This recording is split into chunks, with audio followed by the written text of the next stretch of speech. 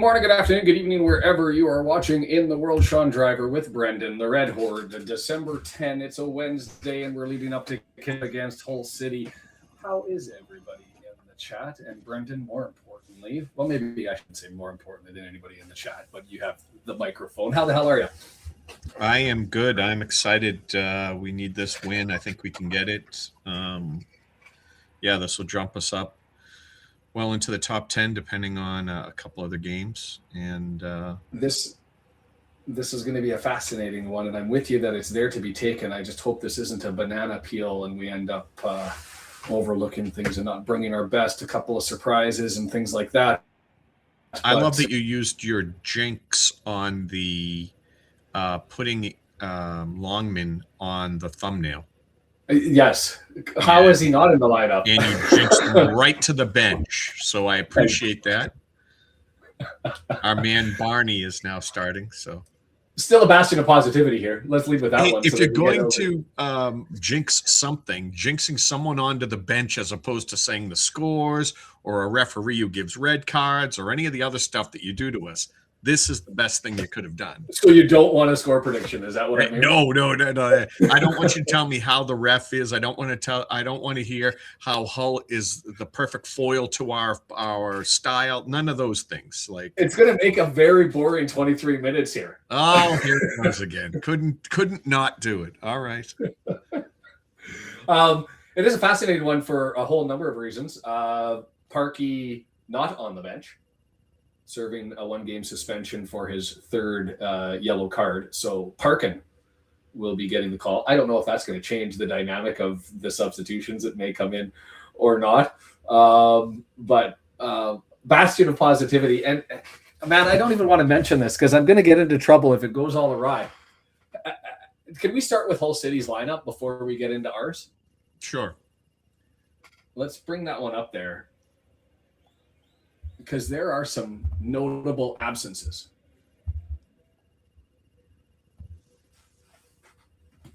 Tell me when you got it up. It's up. It's up. The biggest absence, their leading scorer, Joe Gelhardt, the 23-year-old forward English-based player, is dealing with a calf injury, and he was doubtful for this one. He's not in the lineup, so take 10 goals and 2 assists and take that out of the lineup. Their second leading scorer, Oliver McBurney, Scottish, experienced 29-year-old, 6 goals, 3 assists. He's on their bench. So that's another source of their offense. That's 16 goals and 9 assists being taken out of their lineup. You add to that they are only going to have 6 players who I can qualify as typical starters: Pandar in goal, Coyle, Hughes, Giles, Slater, and Joseph. Then they're getting into the depth of their team. Ajayi had one of the defenders. He's got 7 starts. He'll be playing today, starting Gabby. He's only had 3 starts all season long, and he's appeared in 14 games, but he's only got 4.6 minutes per 90 is his average. So hi, Jason. Hi, Bryn. Hi, W&G, and everybody. Nice to see everybody checking in. So that's interesting to me. Crooks, he's been on and off. He's got 10 starts. He's been busy enough. But then, and Nadala, he's had 8 starts. He's been occasionally sliding into the lineup. But then you've also got Balumi, forward midfielder, Algerian descent, 1 start and only appeared in 8 matches. And he's taken to this today. So, I mean, you're looking at a club with 1 goals for, and you've knocked 13 goals out of the lineup. That's a lot. I don't know what to expect from that. I don't know for Egan, who he's one of their defenders. He's had 16 starts. He's coming off the bench. McBurney, the 6 goals, as I said, he's on the bench. And I'm going to mess this name up. Hadjiametovic, a midfielder. He's had 12 starts, 15 matches played. He's been heavily involved and active for them. And we've got somebody on a skiing holiday, Dramanov. That sounds like an actual the joy. Put us in your pocket while you're sliding down the slopes, and you'll hear the celebrations as we score. Ollie's got to get off the bench at some point in time, right, W&G? That's the comment there.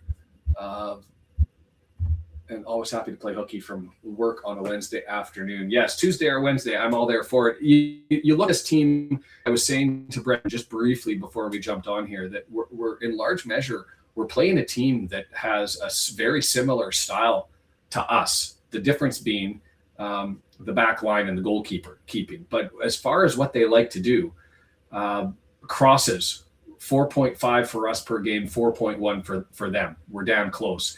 As for touches in the box, 339 for us, that's 23rd, 360 for them. We're damn close. Possession, 45.6% for us, 46.6% for them. That's 20th and 18th, respectively, in the league. That's damn close. You get down to shots on goal, they're a little bit ahead of us, but we're more efficient. So I consider that one to be a little bit of a wash. XG, we're at 23.2, they're at 25.2. Damn close. Long balls, we're second and third in the league at 25.8 for us and 25.9 for them. This is the same team as the Spider-Man meme pointing at each other. The difference being goalkeeping. 75.6% save percentage for Arthur Ogonkwo has pulled not just Arthur, that's the team average. He's pulled us up from near the bottom to at the top. Third overall in the league. For them, 64.1%. We're third best. They're third worst. That's the difference. Backline goalkeeping. But as far as everything else, it's the Spider-Man meme. We're going to be looking at the same damn thing back and forth. Patagonia kit tonight. The blue and white on display, highlighted there. What we've got as far as our roster. Did you have any thoughts? Have you seen Hull City today or recently at all in any of your viewings, Brendan? I just know that thanks to Andy's graphic, and I think I had looked before, that they've been struggling the last 6 games. So they've been on kind of a downturn. I can go to that after we look at our lineup. But, yeah, I know that they're not in the greatest of forms. That's indeed the case. I'm waiting for DAZN to pick this one up. We're 15 minutes away from kickoff, so I'm hoping. Hey, Deandra. Hi, Deandra. And you've got it up on display there. A couple of surprises, and you've already highlighted the jinx for me. I thought for sure with Longman getting the Saturday off that was for the point of having him at 100% to go running at things. And Astronomov, where are you from in Yorkshire? Obviously, I got a from Donnie, so always curious when I hear of people from Yorkshire, especially South Yorkshire, but let me know. But that's what makes me nervous, Brent. We're meeting them at the perfect time, and Brendan's already highlighted he doesn't want the jinx, and here I am espousing all of the reasons why this one should land in our favor, and why I'll be exceptionally frustrated if it doesn't. But I'm a bastion of positivity. He was surprised as I know that love Barnett. He had himself a solid game. He worked his ass off down the line. He didn't have mistakes defensively. He was there. But are you surprised that you didn't give Longman an opportunity to go and sting his former club? Yeah, I always wonder about that, about bringing guys back for former clubs, but I don't know that I would make that the driving force, right? Like, Barney was able to keep his hustle and pressure the whole game. Like when we were talking about all the people you could potentially take out based on maybe them not impacting the game late, right? Barney was not someone I was thinking that should have got pulled, and they pulled him pretty early, right? Like he was one of the first guys they took off. And I was thinking, well, like this is not the guy that's most exhausted out there. You should be getting any one of these other guys, right?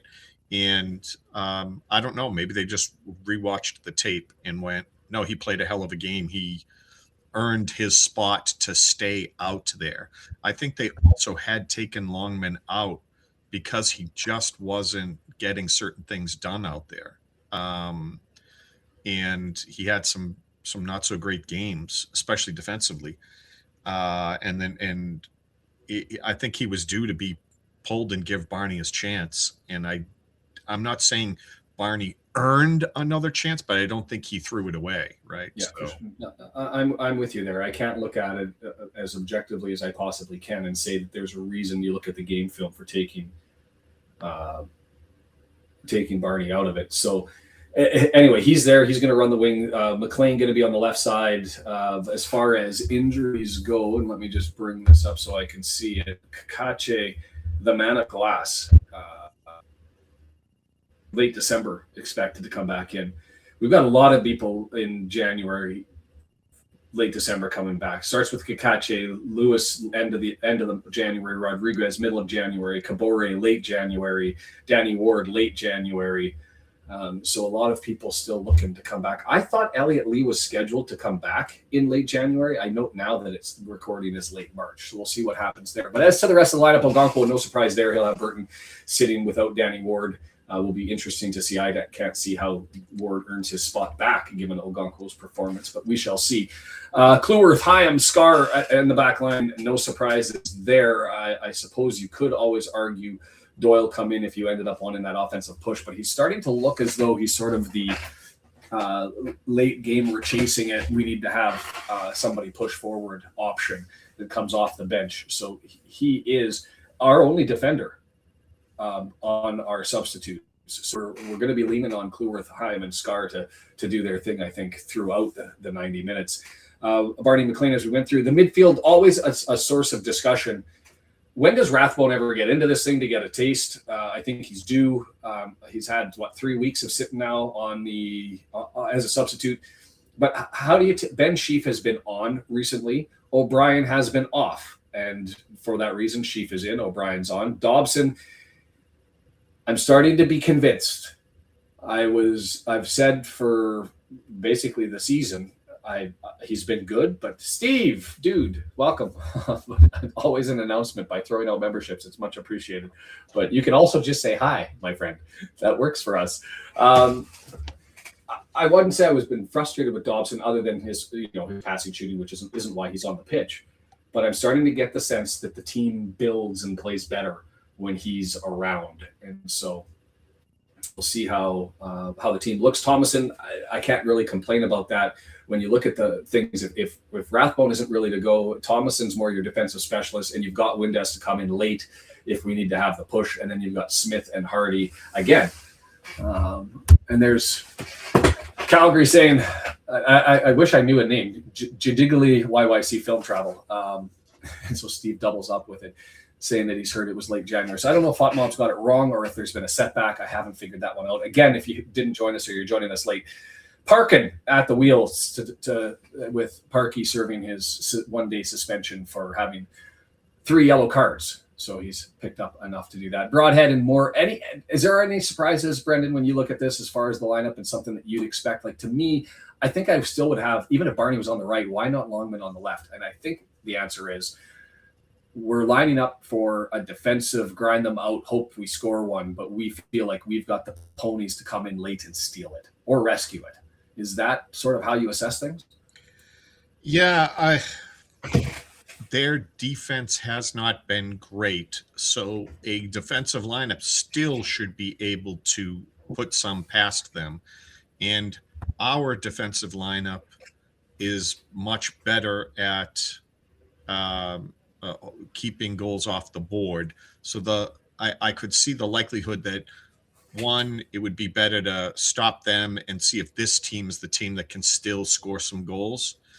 Plus, you want your best defensive team probably because of their high-powered offense. The other thing is this is the team we've largely been rolling with, right, with very small change, as Barney put in. So you probably want to keep this momentum. Although they haven't done enough to win every game, they've done enough to not lose any, right? So, and there's the statement from Andy that's the counter to that, right? That we should be going after this game. And if that's the status and where you think you should be going, then you're bringing Doyle in on the left instead of, it'll be Hyam over there, I imagine. You're bringing him in, or Scar, and you put Hyam in the middle. Either or, I'm fine with. You're looking to bring Longman in instead of McLean. You're probably looking to bring Rathbone in or O'Brien instead of Thomason, and that's your go after it lineup. Look, we'll Monday morning quarterback this one at the end if we let the game get ahead of us because we killed too many minutes without having any offense come forward. But it worked in the past, and I guess there's no reason to think it's not going to work again. So you kind of run with it. Just, you're loath to look at the table, but everybody's sort of been playing around us a lot. And we've had the start in all of the other games except for us. We're now sitting in 14th, given the movement so far. But you in this one, you get to 30 points. And you're jumping the queue all the way up to, well, depending on how many you win by, 10th, 9th, 8th, that sort of thing. And right there in striking distance at that point in time, like you're literally a draw or a win away from being in the playoffs. You lose, however, and we're going to sit exactly where we are, assuming Derby County doesn't do a thing. And we're going to be down with the West Broms and the Sheffields and the Swanseas just slightly ahead of them. It's a precarious position to be in, but bastion of positivity, you look up, you go get it. And that's sort of where I am with stuff. Should be a good one in any event. 9 minutes away from kickoff. If you're in Canada and watching on DAZN, by the way, let me know if you have the stream up yet, because it's odd for me to have not the little ticker running with its promotional stuff for 10, 15 minutes in advance. So I'm a little bit nervous here. If I have to get creative and try and find a way to make sure I have this one. Lots to talk about off the pitch, frustratingly. So we've got a new minority owner within the group. Fascinating stuff. They've got investments and our major shareholder in Atletico Madrid, which is a club I've heard of once or twice before. So that's fascinating. But my God, the English failure to understand their financial system continues to blow my mind. The clickbait was that the company's valued at $900 billion, and people are like, $900 billion for Wrexham, and I'm like, read English. They're saying that the organization, the business, is $900 billion. So okay, good. No coverage on its own yet either. Let me know if that changes. And I guess I'm just calling you Calgary for now. But $900 billion, but still big backing behind the club to help push things. And apparently from the Ryan Reynolds press release going to largely be focused on what do we call it? Infrastructure, the race course and stuff like that. So good stuff there. Sheffield United only 4 points behind us, and they've lost 11 games. It's crazy what happens when you draw. The positives are we're looking at 11 undefeated, but we continue to pull those draws. That one against Sheffield Wednesday is going to kick me in the gut for the entire season. It's just, yes, we've been good at eking out points lately, but we dropped points unnecessarily early. And the big thing is we've got to go and get a win. And yay, I have Parky walking in to the stadium, so we're good. But no volume. So let me see if I can pick this up and figure out why no volume.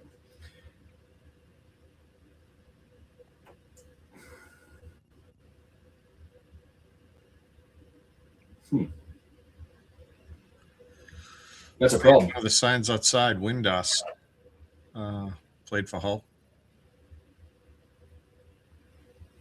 Windows played for Hull. This is confusing to me. I should be having volume here. I'm connected on my Bluetooth. I'm on a nearby device. So I'll leave it for 5 minutes and then I'll have to hit the panic thing. Other than that, just as it, I can hear you. Can you hear me? Yeah. Did you hear my Windass thing? Sorry.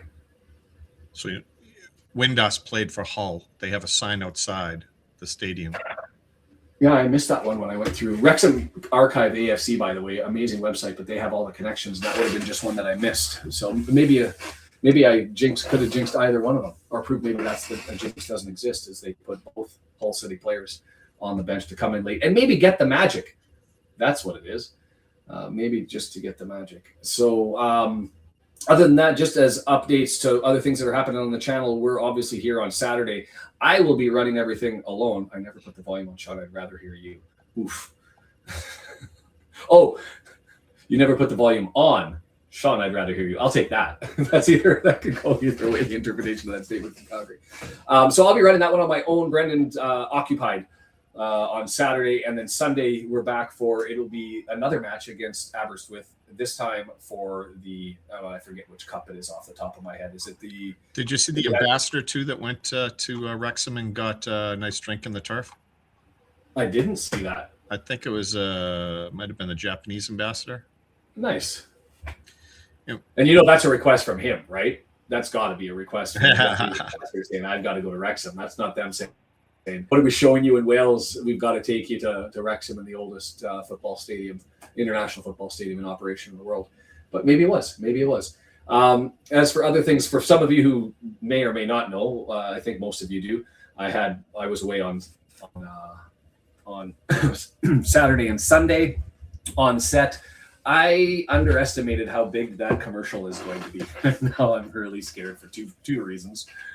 The biggest one is just the volume of eyes that I think are going to be on that south of the border during the Olympics. It's going to be, I suspect, shown to you guys. World Cup or the Olympics? The Olympics. Did I say World Cup? The Olympics. It'll be shown at a nauseating level by the sound of things, including a social campaign, including a print campaign. And so for those of you south of the border, you might get sick of me. Here's why I might get sick of myself. I was doing a lot of Go USA. And so it'll be interesting to see how that all plays out. It was a lot of fun. But I'm definitely an old man and not used to having my kid on my shoulders for 30 minutes at a time over an 8-hour time stint of time. It was a lot of work, and I've never acted before on TV thing. I'm used to theater from way back when I was in high school, and I had to bring down my emotions. Oh, and I will make you laugh. For the socials, they wanted to have a goal celebration, and they said, "Go as big as you can." And I said, they didn't know what they were asking for, did they? I said, "Are you sure?" And they said, "Do it, and if we need to, we'll tone it down." So I went big. They toned it down. So I'm curious to see how that one all pans out, because there will be, I'm sure, and I think I'll be more likely to be social. But anyway, lots of fun with that one. I want to get Deandra, and now that you're here, Deandra, I'd like to get you on the first time reaction of that one. Yeah, that'd be cool. By the way, our Mansfield friend has dropped in to say hi. They got Sheffield United, and we got Nottingham Forest, right?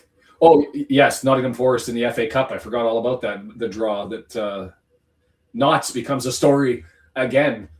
This time, the other club. I don't have a thing here. So just give me a moment. I'm going to hit mute here, Brendan. You can cover for me, and I'll come back in a panic if I'm not able to do this. So come a second. No worries. They're showing the lineup.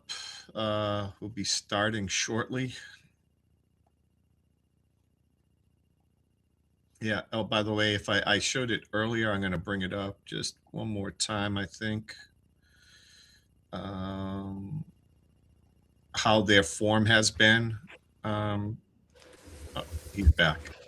Their form: loss, win, loss, win, loss. So they've had only 6 points over their last 6, where we had 10 with 2 wins and 4 draws. So. Well, and you go through who they played, like, Middlesbrough, that's a 4-1 loss in the last one. Middlesbrough, an impressive team. Hull City against Stoke away. So they lost 2-1 to Stoke. Ipswich Town, they lost 2-0. QPR, who's been on a run, 3-2. But they just snuck by Portsmouth 3-2. Lost to Derby, snuck by Norwich, drew Charlton. So they've been drawing, beating bottom tables, struggling, but now we get to show them exactly where we feel.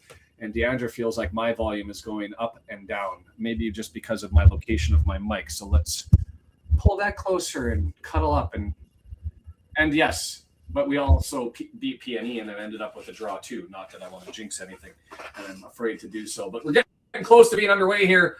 I've got to bring everything up on the screen so that I'm ready to go and do this. And no Mark Griffiths for this one, which is always a frustration on our end. But worried about a teenage. See, I don't know. The reality is yes, maybe he's got some stuff. 19-year-old Democratic Republic of the Congo forward, by the way, is their starter in Ndala. He's had 8 starts, but not really been filling it. I'll take that in exchange for the 13 goals being out of the lineup for injury. But we shall see how it goes. Maybe it's a situation where him with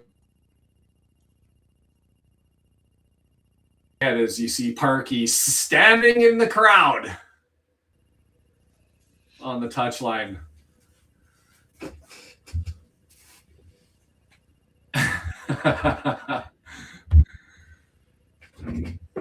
I'll try and stay like. And the other one, this one's got Liam Miller in it as well as this potential sub off the bench, the Canadian international, who probably won't make the club for the World Cup. We're underway. Us, the Patagonia rights down to Cleworth to start, and we are long ball searching towards Moore, and it's over his head, but Dobby loses it. Moore fighting to regain it. And we'll spin it to McLean. Possession early. Let us get back into it. And see, thank you. Despite the Patagonia red and the horizontals, what I hate when you have the stripes and red numbers on the back is not making it so that you can see them. We've put a nice white square back there, and kudos to Macron and whoever designed these to make sure that you can see who the hell has the ball. Although I guess we're getting used to familiar with things by possession. 40 seconds in, 45 seconds up, coming right now for those of you that are lining it up. And John is a fast activity going a 2-win win for Wrexham in the lead up to this one. I'm going to whisper on Sunday. Brendan, Deandra, Sunday with the women, me by myself, Saturday morning after the firm party, so I might be a little hungover on that one. Might have to give Deandra my phone number to make sure she can call me and wrangle me out of bed. Yeah, exactly. Ryan Giles with the ball, left-hand side, spins it out. Is that Gabby over there? And Dalla, it's moving over the striker. Whew, Balumi looking for the big, and there's the opportunity there. And was that blocked out and going for a corner or just lifted? Just lifted. That was a bicycle kick over the head. Scorpion went for nothing. They've been at it for 30 minutes already, but yeah, Ipswich up 1-0 on Stoke. I didn't refill my coffee. That's a massive mistake. Ogonkwo back underway, right-hand side. Headed battle is on and cleared by Cleworth.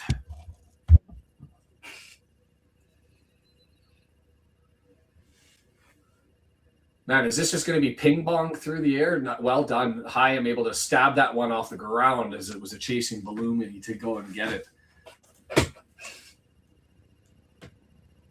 A quick little foray by us, a quick little foray by them, and now we've got Dan Scar. Is he just clearing that one? Yeah, I got a little bit panic on the press that was coming.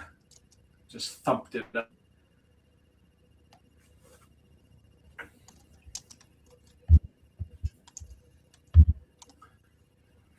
Tell you what, they just showed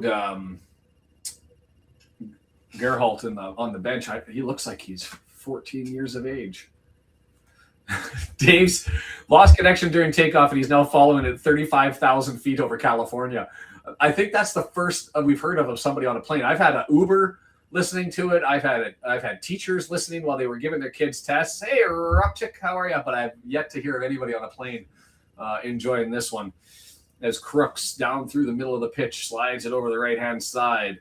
Coyle, stabbed back heel attempt, and it's cleared, and it's going to go all the way back to Ajayi. Play that one forward.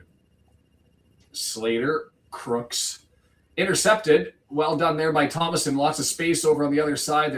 The switch is slowly on. Didn't take long enough, and so Dobson just stops and redirects it towards the middle of the pitch and Broadhead. Not a good touch. Given away.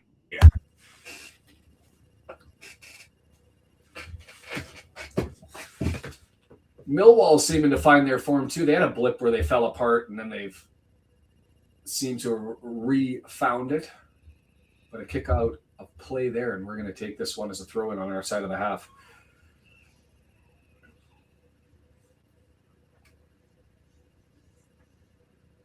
Throw in for us, Hyam, 35 yards away from our goal. Puts it for Moore, who heads it down, but McLean on his heels. You got to be running forward on that stuff. Gave way to Balumi, who's sort of been all over the place. No foul there. And is that Barney down? Yeah. Is his shoulder okay? He's reaching. I think he'll be okay. Collided awkward. Went straight up. Both players went straight up, and he just ended up dummying himself over. Can't fault the Hull City player on that one. I believe that was Indala striker. Giles and Hughes playing catch. A J kick, center back kickabout.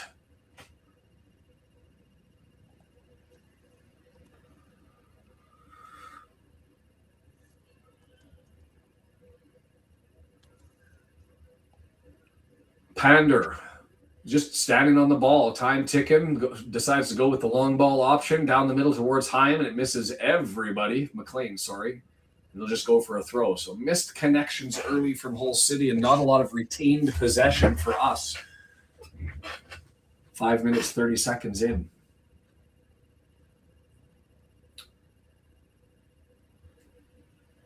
Wrexham in full voice and lots of empty seats in Hull. Not able, Thompson, to knock it down.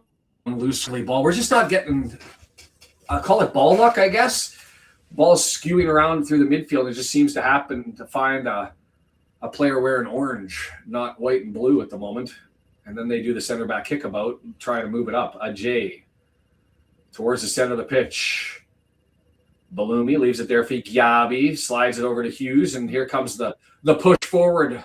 The midfield block been missed, and it's all the way over to the right-hand side. A build up there from Balumi has been all over things lately, and 20 yards out, he beats his man. He's going to take a stab, and it's blocked there by Sheaf. Moore can't get it on the first touch, and Hull just a vacuum, a magnet. Ball finding their feet is Hughes towards the 18-yard box. Checks out. Coyle, cross. Cluworth, again, that's could have been defended a little bit better, but fortunate goes out. Not the best of starts. Dangerous, a little slow to react. And a little jersey tug, pulled Cluworth up vertical right there. And it was Cluworth who was able to get his head onto it, so it goes for a corner.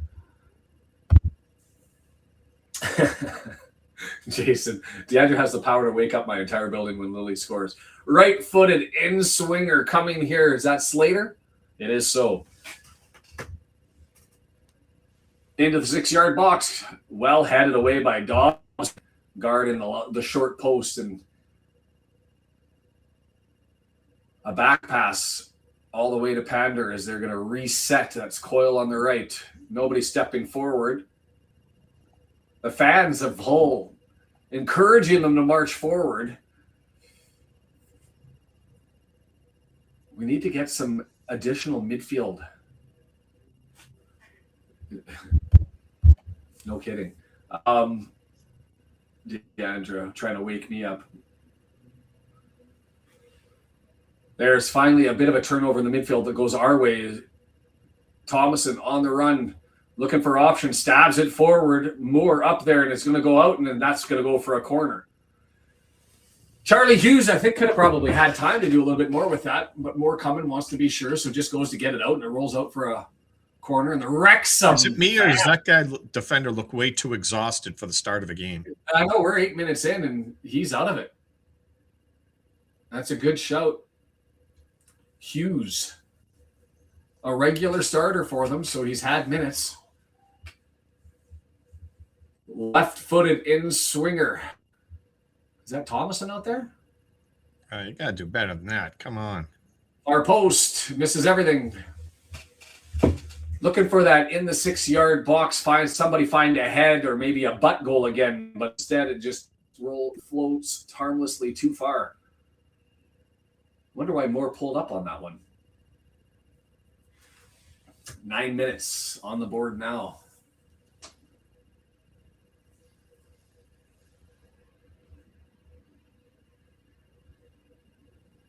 Long kick over top.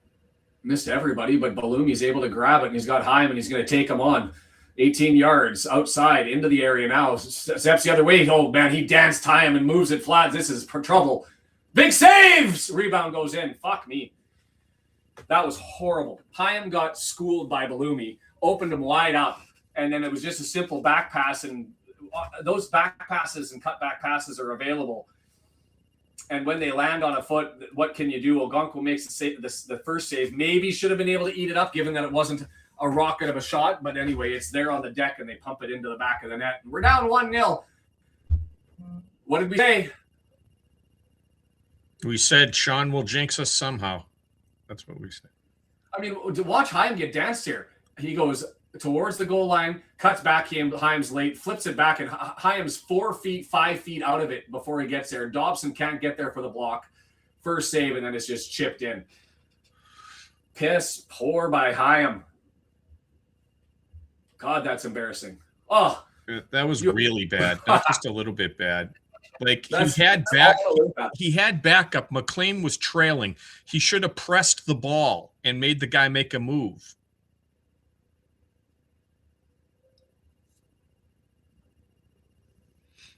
God. You give that kind of ground and space when you're on an island. You don't do that and let the guy walk all the way up to the goal like that. No. Anyway, they're still coming at us, and we're still. And to be fair, that's going to go for a corner. They've been playing exceptionally well. I wouldn't say that we've been playing horribly, other than that brain fart is a good way for Jason to describe it. The problem has been just not securing loose ball in the midfield. And when you do that, you give them extra possession. That feels like they're coming downhill on you. And so it's got to be a little bit of more fortune, a little bit more luck, because we're going to have a left-footed out swinger. It's going to come knocked down. It's bouncing around. Somebody get it clear. But maybe that'll fire us up. Piss poor. Jesus. When you watch that one back on the highlights, if you were not watching it live, I mean, just watch Hyam's ankles. Like, they are broken. He gets himself wrong-footed. He's got his towards Balumi. He got twisted everything around about so it. He turned so slow. It wasn't like he was juked. It's just like he was in slow motion. Yeah.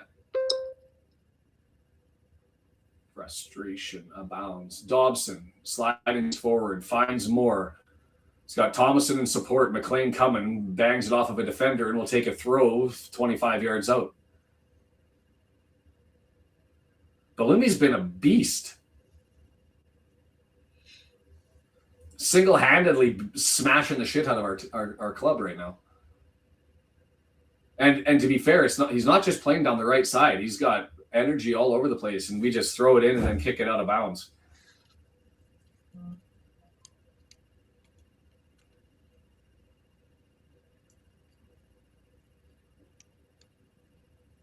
There's goals in this thing. That's the one positive, is questionable keeper, back line. The problem is you're not going to score if you're not going to get a chance to test. And that's where we sit right now.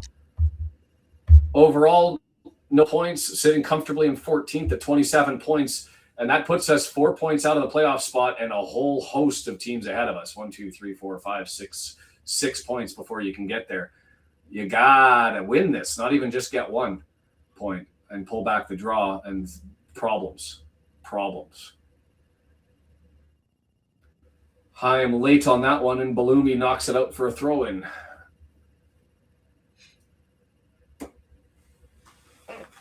I'm glad Bryn clarified that shot of Parkey was him sending in orders and not him eating a piece of paper. Eating a piece of paper? Yeah.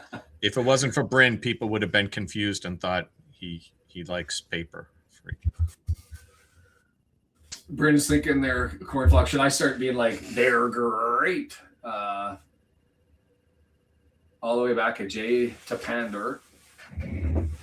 Left-hand side, Hughes. Back to Pander. March that mid-block forward. There you go. Only 3 clean sheets for Hull City. Oh, I jinxed it, didn't I? all season long. I keep saying there's goals here.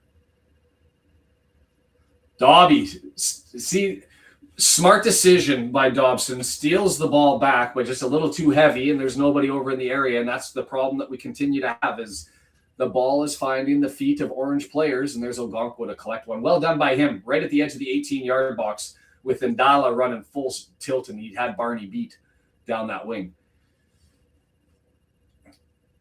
Sheaf, Dobby, Cluworth. It's too slow. Ndala it up, but Scar's able to collect.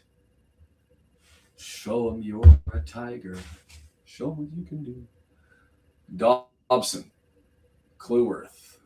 Long ball down the wing. Guess he's looking for more. Bounces. Loose ball, scrambles around, and guess what? Finds Orange feet. But, well, maybe we've got a chance to gain it back.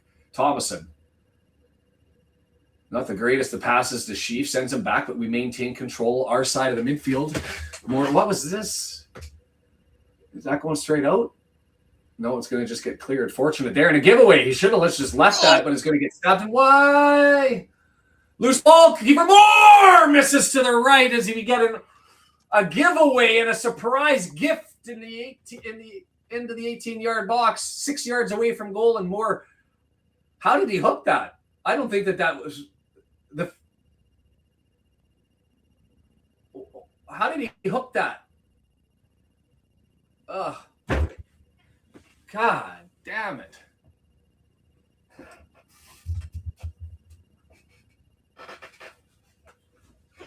I don't even think that's physically possible. I wouldn't have thought to hook it at that angle, but back heel missed it with the pendulum of the left foot coming in. Maybe surprise got to him, but he had space. Thought, I got to get rid of it quickly. And Cluworth on the opposite side. Up against Ndala, able to knock it out and reset the back line.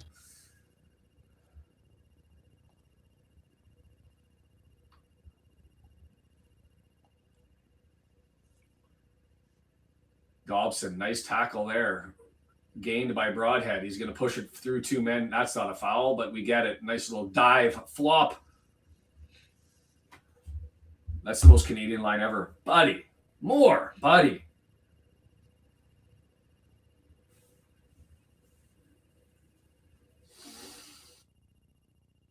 God.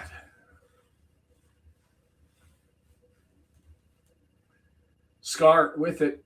25, 30 yards away, over to Hyam, flat ball, dangerous, gets it back to Scar. You've got a pressing team. Now Cluworth is just going to have to thump it and put all the pressure on Moore to try and do some magic here. We're able to regain it. Dobson, nice. That was a great first touch. Like, that stuck to the bottom of his foot. He gets it to Broadhead, and we're just under pressure in our own zone due to the press. And hopefully these guys tire out a little bit, but Jesus. Or we find a way to break it down. We look like shite right now. Ogonkwo got it to Thomason, and that's a horrible touch from him, and he just chests it down and gives it away to Coyle, and here they go. Now they're settled. Mid-block for us, which I'm fine doing this and playing it when you're – but now we got to chase the game maybe a little bit early to open it up wide, but nice ball forward, and Dow on the right-hand side. He's got Scar out there. Oh, Gabby. Holy, that's a flop. They gave him on the free kick, or did they? Is that a goal kick? That is some kind of flop. Well, they didn't say it was a foul. They could have called it on the shirt grab. If you want to give it that, fine, but pretty weak. Pretty weak. The flop is atrocious. I don't know how that. They didn't give it. They just said no, goal kick. So Ogonkwo's got it. I don't know how that fools anybody. Moore not able to get to that one. Tried to shimmy it on, but he almost stole possession back. But again, we get our foot to the ball on a pass forward, something that looks like it's going to be an interception, and it just deflects and goes to an Orange kit. Pander with it. Hughes pushing it forward. Slater. They're all sitting there kicking about on their third. But the boil for Coyle. The boil for Coyle? The ball to Coyle. And it's headed out. Come on. Come on.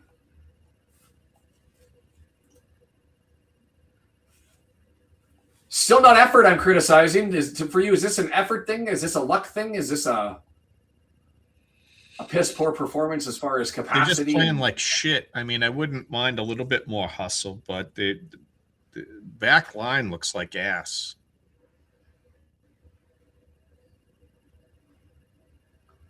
Got a minute of applause for some reason. I'm not exactly sure.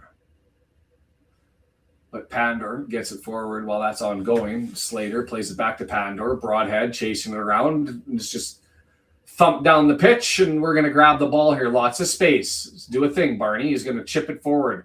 He finds Broadhead on the right side. Collect. Broadhead says, let's come to me. He's got Barney over there looking for a corner. No, he's framed out. This guy's well got done by to the understand defenders. spacing. They could have held hands.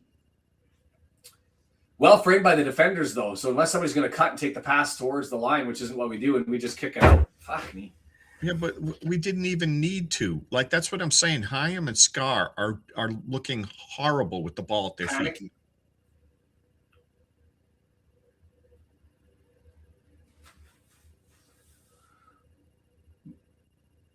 Oh, a giveaway by Balumi. He's giving it to Broadhead. 25 yards out. Lots of orange jerseys there as we're marching forward. Just save it. Grab it to Barney. He's in some space. Can we get a cross coming over, taking on his man? Blocked. Going to go out for a throw-in. Was well defended there by Giles. I thought that Barney was going to have him danced, but no luck, and the cross doesn't work. Throw in for Dobby, who's on the race, and then go for a corner, or should go for a corner. That doesn't go out. Damn it. Dies on the line. Dobson can't get that, and it just rolls harmlessly, collected by Pander. Yeah.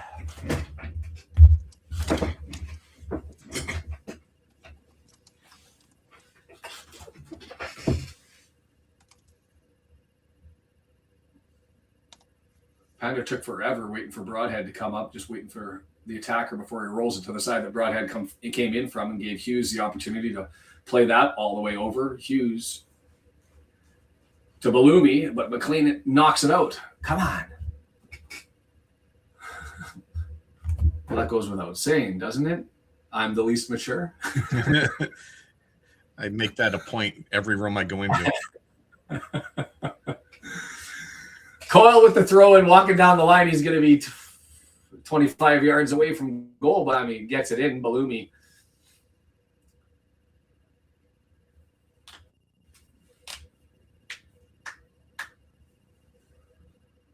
Wrexham fans trying to pull him into it, but it's still at the feet of Hughes and Giles. Dobson gets his foot. Well done. Nice tackle. Gets the intercept, and then it falls to the whole city again. Giabi. Interplay on the left-hand side. Flop, not given. Giabi with it inside the area. Drawing it back. Still looking for options. Just landed on orange feet over and over and over. Deflected shot there. Available. Couldn't collect it. And it's cleared out. Like that was. You get a foot on the ball. It goes loose from the attacker, but it lands on a different attack. A whole city player. He pushes the ball forward. Look at this. You get a stab there. It lands on JB. You get a stab there, and it lands on Ndala's foot. Just 3 times you get the ball loose, and it just doesn't land on our feet. The gods are giving us the finger right now, the football gods. Barney fouled. Free kick coming 35, 40 yards away from goal. Yeah.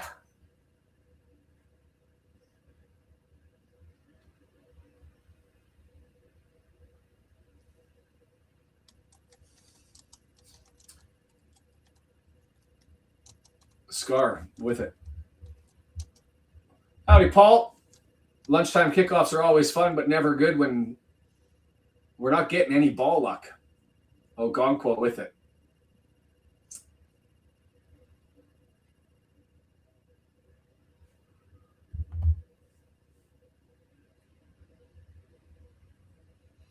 Andy, there is a game on. We're watching it. I don't know where you are. DAZN in Canada. It's sarcasm. Oh, it's sarcasm? Tell us when you find it. How's that? He's saying this isn't Wrexham playing, you know? This doesn't look like us. Ah, fuck. McLean not able to control it. It goes out. Coyle with the Flintstone march down the line, and Balumi just with 2 defenders on him, McLean, and I think that was Sheaf, and he's able to maintain possession for an extended period. And the only thing we've got is the option is to thump it down the pitch.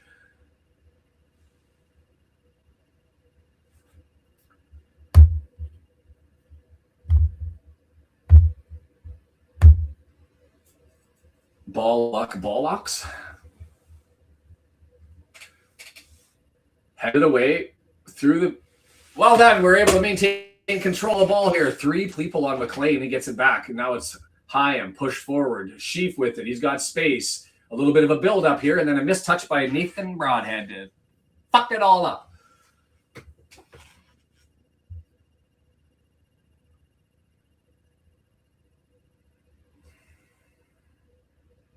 Bastion of positivity, right? But that's the summary, is painful. Yeah, there you go. Smash the like button for good luck. Pander with it. Kick about in the center backs. Moore's calling the cavalry forward for more of a press. So Sheaf obliges. Slater, Hughes running, crosses midfield, draws it back.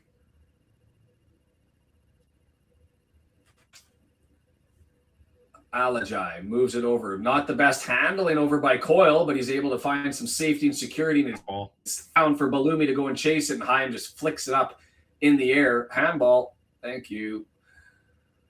Joseph, off the bounce, landed right into his hands and will grab possession. Do a thing here. How about just for a little bit of confidence, do a thing. Dobson to Broadhead. Broadhead back, slides it over. Kluwerth with it, up over top. Barney back, slides it to back. Barney scoops it over to Moore. Moore checked his run. Don't know why. So it just rolls harmlessly to the keeper. And now we watch the orange center back kick about again. That might have sent him in if he didn't stop. Like that looked like if he was on the charge and able to make the curl. Yes. And I don't blame Barney for that one. That was Moore checking. I don't know why he thought the ball. Where else was it going to go? Anyway, stabbed away by us. Moore, opportunity here. Is he able to get that one? Ooh. Long ball over top. Bounced around, and Alajai didn't play it confidently, but Moore not able to get onto it before Pander collected. And here comes Hull City back the other way with Slater. Very nice. More pace needed. Very well done. Very punny. More pace needed. Too much space. Yeah, we might need a Windass Smith substitution early. Alajai, Crooks, Pander. I don't remember a goalkeeper having as many touches as this in any game we've seen, as he just gets another one. He's going to wait for one of the attackers to come forward, and then he just goes down that side. Went too far, and we'll get a throw in.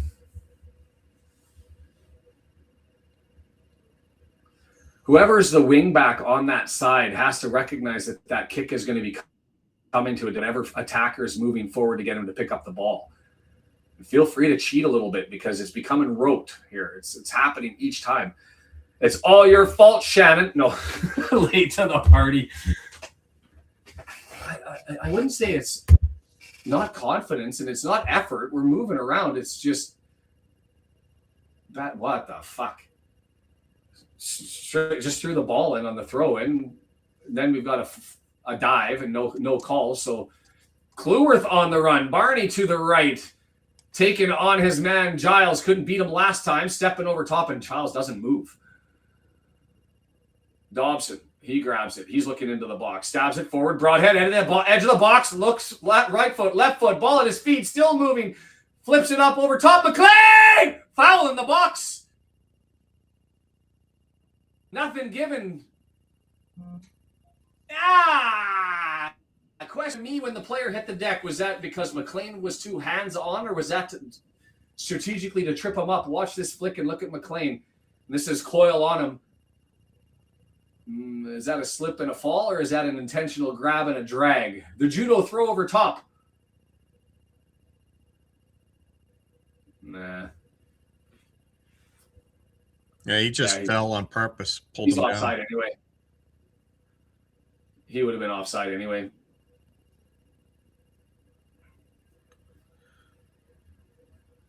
Leicester, thank you, W&G, takes the 2-0 lead against Bristol City. If you're going to have one of those two teams win and take 3 points, better Leicester than Bristol. Well, if you're looking at the points, maybe not where they're at. Yeah, it couldn't have been a pen, but through the legs, says Sheaf. No foul given. Stabbed down by Barney, and he's just not finding openings. That's his second bang, and then fucking giveaway. Our defenders look so uncomfortable with the ball. It's the press. This is going back 4 or 5 weeks ago where we went back-to-back matches where the press just melted our back line.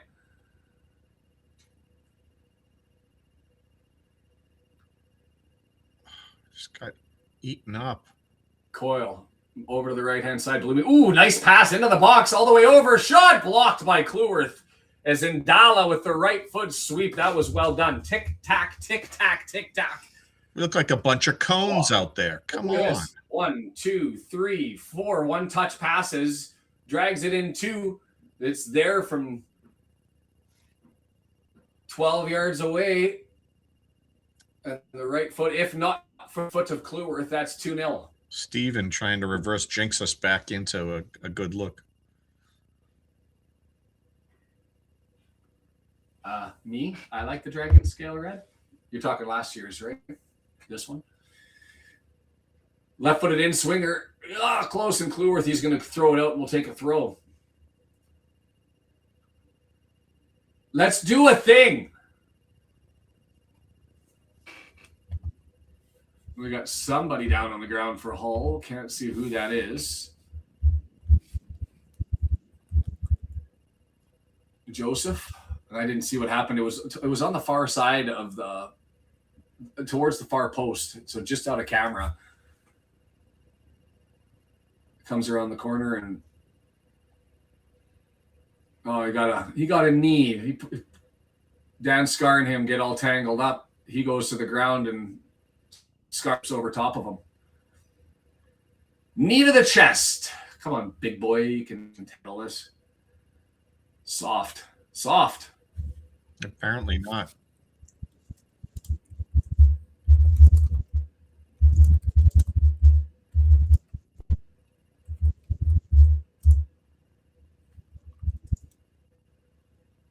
I don't want to see this goal again.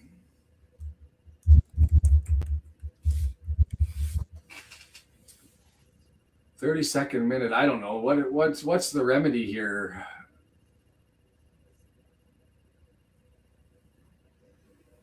Have we worn a Patagonia kit before this? I don't remember. I thought we had once. Is that the same? Is that the guy that scored, or the defender that was like wasted in the first 7 minutes? Joseph. That's the goal scorer.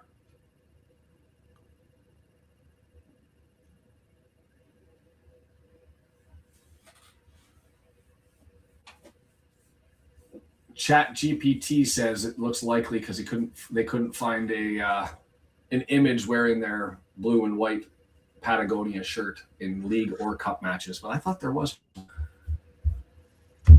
I remember if there is, there's only one, because I remember thinking, I wonder if they're ever going to wear it.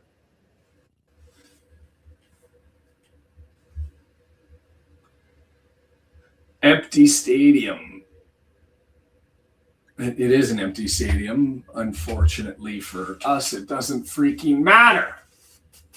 Like we're 10, 12 minutes plus. What are we going to have? 4 minutes of added time here, 3 minutes of added time.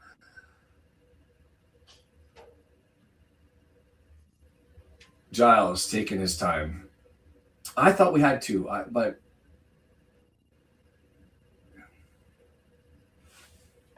I'm down for an Ollie appearance. We need more than Ollie. I'd like to see O'Brien if we're down, If we're down 1-0, do you see halftime subs? Man, this is taking a long time to throw this in. We've looked at a minute and a half. Indala gets it stabbed away. But guess what? Through 2 defenders and still onto another orange jersey. Like, the ball luck here is ridiculous. I can't remember a game where it's just constantly falling on orange socks. Change your socks at the half. Come in blue and white. Wow, Bloomy with a nice pass, and it's a cut back again. And lucky not that one didn't go in. Is Indala. They're just running free. Like, doesn't Bloomy that guy had a 20-meter run up? How could you not? He was the only guy running. How do you not see him and pick him up? Nobody goes with crooks. Bloomy just nice little pass playing. Boy, that guy flops a lot. The one that fell in front of the net. And that shouldn't be a corner. He drove that off of his right foot onto his left foot, which meant it is why it went out of play. Hit his pivot foot with his own attempt on goal. Nowhere close to that one. Now Broadhead's going to try and chase it, just get stumped away into the midfield. And guess what I expect? Orange ball luck. Kiefer Moore, 2 on him, and he can't. Like, fuck. This is frustrating.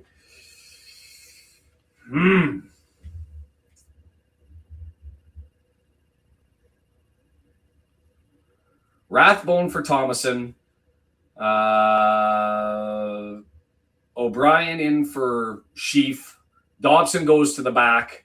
And we change the midfield as big save Ogonkwo. And I'm getting tired of the shots. Big save that he puts directly straight back in the worst header coming in. Missed by 2 attackers, and Ogonkwo collects the garbage.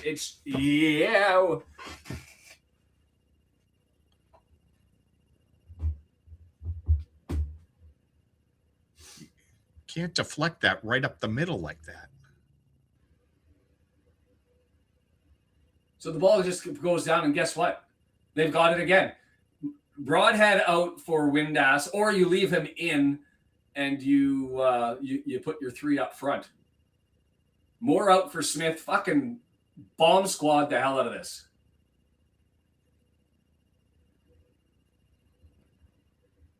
Given away again on the pass up to missed McLean by a mile. Instead, it lands to Coyle, and here they come again. We're defending and putting ourselves under risk because we can't either connect or we can't score. Like, if they had into the area, headed away. Broadhead gets 1 touch and loses it every time. Broadhead, touch, given away. We wore these against Middleborough. Thanks.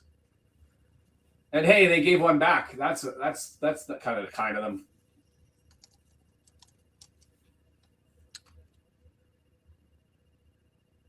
One of the chatters is saying that we used it against Middlesbrough, this shirt.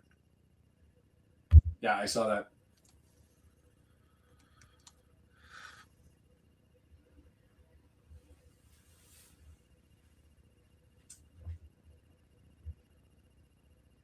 Throw in, flop there. Moore able to maintain possession, gets it to Thomason, and he's just going to draw it all the way back. Cleworth on the switch, and now we're under pressure because they're too fast and they're pressing us. Like, have the cojones thing for it instead of just kicking it out and it's a throw in for them, you absolute donkeys.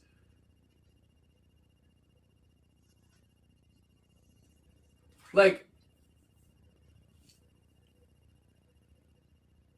go out on them. Balumi with it, 18-yard box. Going to give him space. He's going to cross it. It's there, edge of the area. Left foot, right foot, still with it, and now we clear it. God damn. Balumi again. He's McLean's too low for him. You know, more important is who's the guy wearing Hyam's shirt?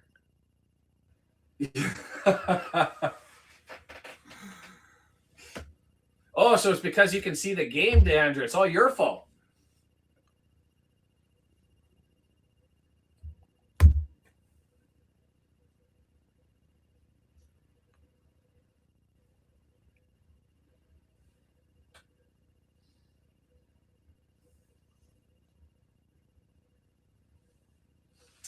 Left-footed in-swinger from the right-hand side. Whistle blows. We're going to have the headmaster talking to. Scar and Joseph, the goal scorer, the recipient of the talking to.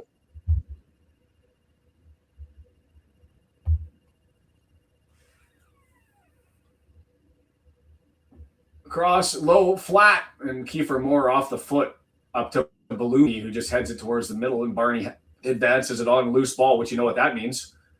It goes to Hull City. It's hard to be a bastion of positivity. Is Parkey allowed to go in during halftime into the dressing room? Yeah, it's interesting. I believe that he is. He's also allowed to have radio control down to parking. Because if you'll recall, last season I had to look that up because there was a suspended coach, and I was like, can't do that in North American sports. So I looked it up, but they don't have the same. He's basically just not allowed to be pitch side. Hyam misses the header there, battling with Ballooney.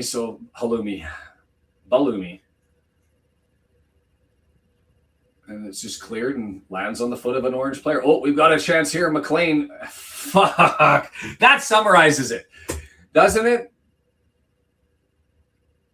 We gave it to him on the offside. Snuck up, I guess, Ballooney did, from an offside position and just pinched it and poached it off of McLean. So we'll get a free kick. Still a good summary of things. We're just...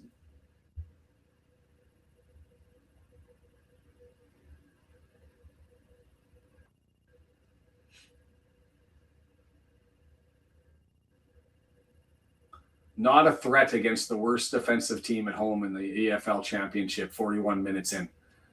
One missed shot on a giveaway, but nothing that we've built or created ourselves, as that comes back to Ogonko, who just thumps it in the air. Kiefer Moore, one touch, ends up on an Orange player's head. Dobson's going to try and collect it, and Scar gives it away on a bad pass. Killing ourselves. Ballooney. Hyam knocks it off, and we'll get the throw in. I was well defended. I'll give it to Hyam on that one. Sheaf back to Hyam. 3 minutes plus added time. Santiago.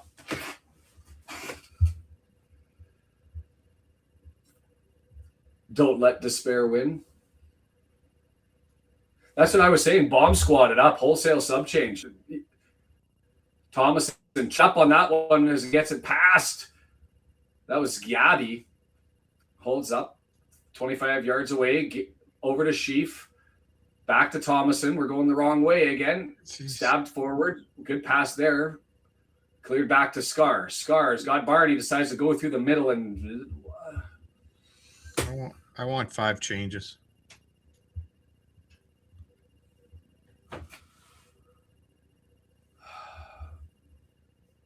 Doyle in for Hyam or Scar?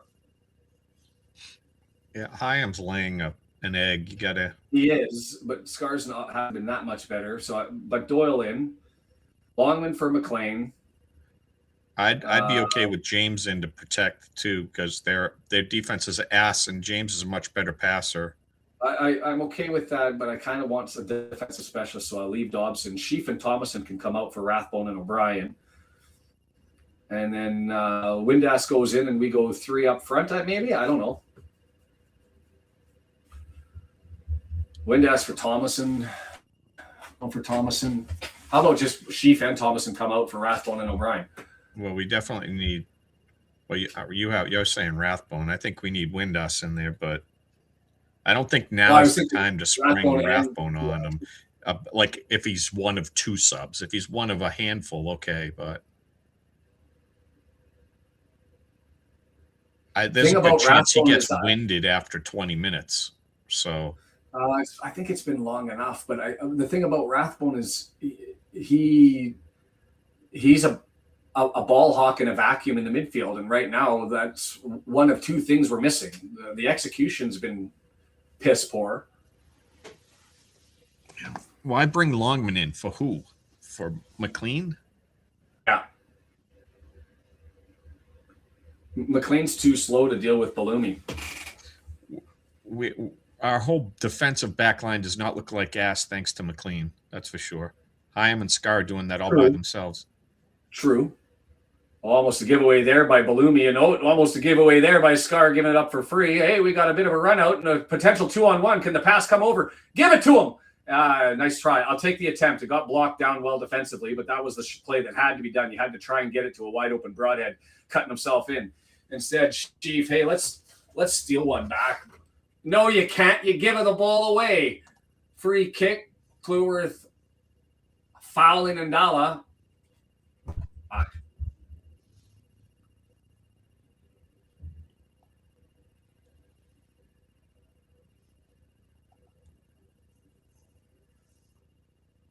Man City loan, man.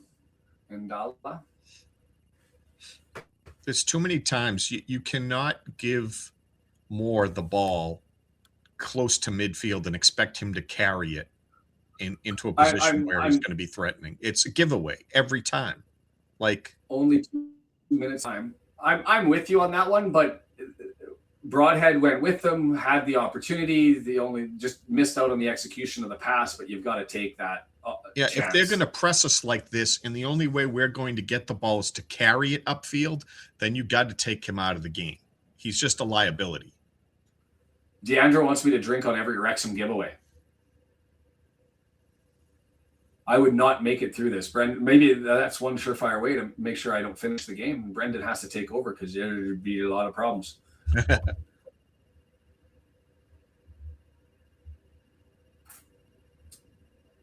A minute and 10 to end things. Hyam to Scar. I just saw our side a half. Not really. Now it comes forward. Balumi and everybody flows, and so we just draw it back to Scar. Fakes to the left, goes to the right. Clueworth grabs it and then just gives it away. It was tapped out. I thought that was off of Clueworth. We've got a minute to try and do a thing. It'd be nice to go in with some confidence. No, give the fucking ball away. Just a pass down the right-hand side to give the fucking ball away.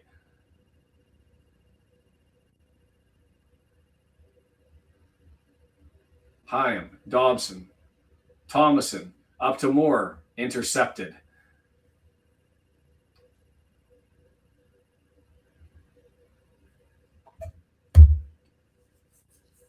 Six loggers, D. That's where I'd end up being. Right footer. Down the pitch. And the whistle's going to come for the halftime.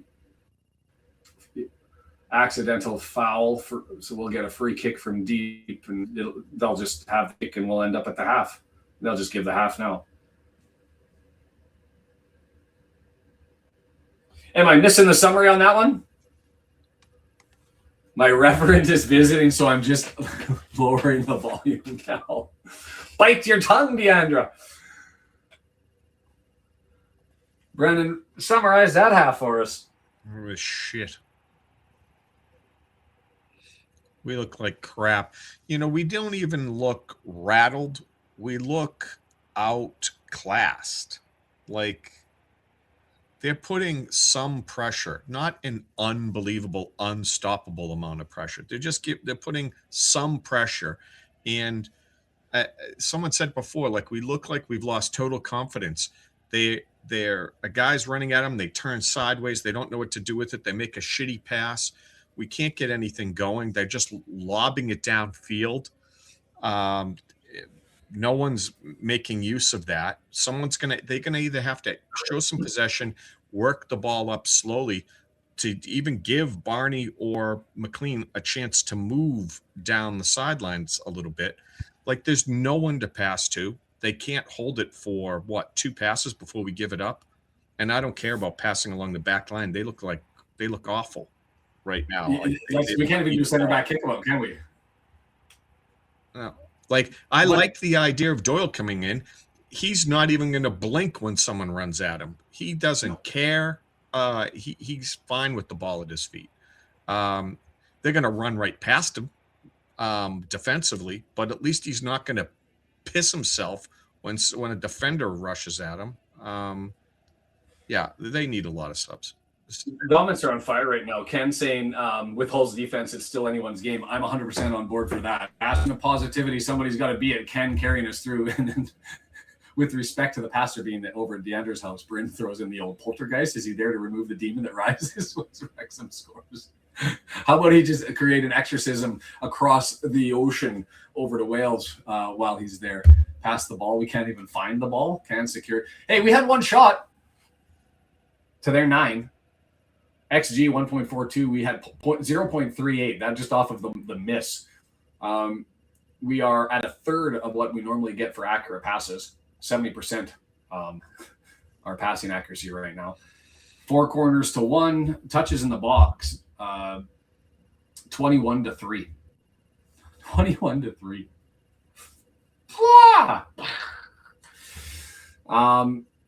Interceptions 6-1 for them. It's just one of those things.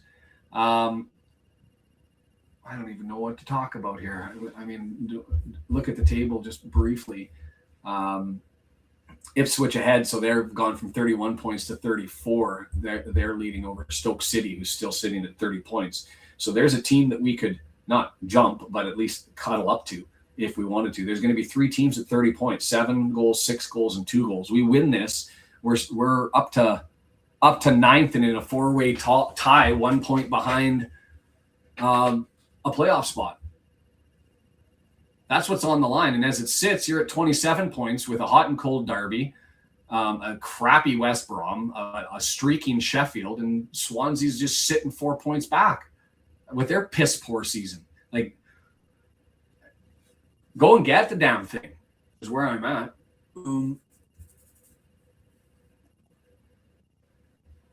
I don't know. I don't know what to do. Halftime subs. Definitely a possibility here to try and shake things up because we haven't been able to handle Ndala and Bloomy through the middle of the pitch. This is also when you know that you can't trust, you can't always trust statistics, and you have to do the eye test. The highest rated Wrexham player is Hyam. Oh. Well, that's only if you put a Hull shirt on him. He has no business being. But to be fair, he's at 6.7, and in contrast, there's only 3 players on Hull City that are below him. Who do you say had a better half than Hyam? The whole team, it was garbage. I guess it was just Hyam that his mistake led to the goal. I'm going to go outside to pollute my lungs as Bristol City draws it back. I hate to leave you here to no, you don't fill the void during the half, but if I don't go and take care of myself, I'm going to be grumpy. Go right ahead. So I'm going to go jump and do that. I will be back. Do your thing. I'll piss and moan by myself. The Horde can be my therapy session. What do you guys think? Massive subs right away. I'm thinking that would be a statement. I mean, here's the thing though, like if you're going to yell at a team and try to inspire them, it doesn't make sense to yell at them and then stick them on the bench. Like, you got to yell at them and then give them a chance to see if that lights a fire under them and then they react to it. So I guess from that standpoint, if you're going to go in and really give it to them, then you have to give them at least 10 minutes, 12 minutes to do something with that. But truthfully, I don't know. I don't know that I want to see these guys out there right now. But ideally, most of the back line is what you'd want to switch. And it's not like we have that many defenders. So there's not a ton you can do. But this midfield is not great at certainly about carrying the ball upfield, and their passing is not their strong suit, right? Dobson's not known for his long passes and linking up with the front line, and I don't know that Thomason is really either. So I don't know. You're gonna the opportunities we got kind of fell into our lap and were blown by more. you have to get O'Brien and Windass in there if you have any hope of moving forward, and probably Doyle, and maybe Matty James. Those would be some of the subs that I think are necessary to get in there.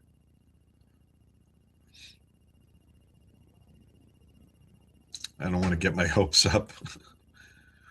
We're going to win. I'm not saying we're not going to win. I'm not saying this game is over. It's definitely doable. I just don't know.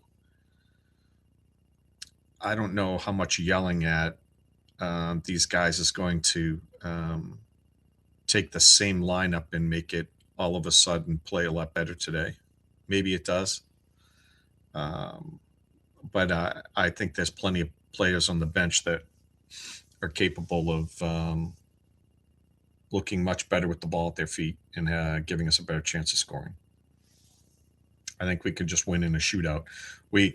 Our defense doesn't look like they're going to hold up. I mean, Arthur knocked half of those down. They were difficult stops, some of them, but he keeps putting the ball out where it can just get knocked right back in. That first goal, he stopped, put it right back to the defender who tapped it in. Like he's focused as he needs to be on stopping the ball, but his deflections can't be going straight back out, and they have to be going way off to the sides, or he has to catch the ball, and that's not what he does. So our defenders need to be more on top of it, and they're not today. Do we have?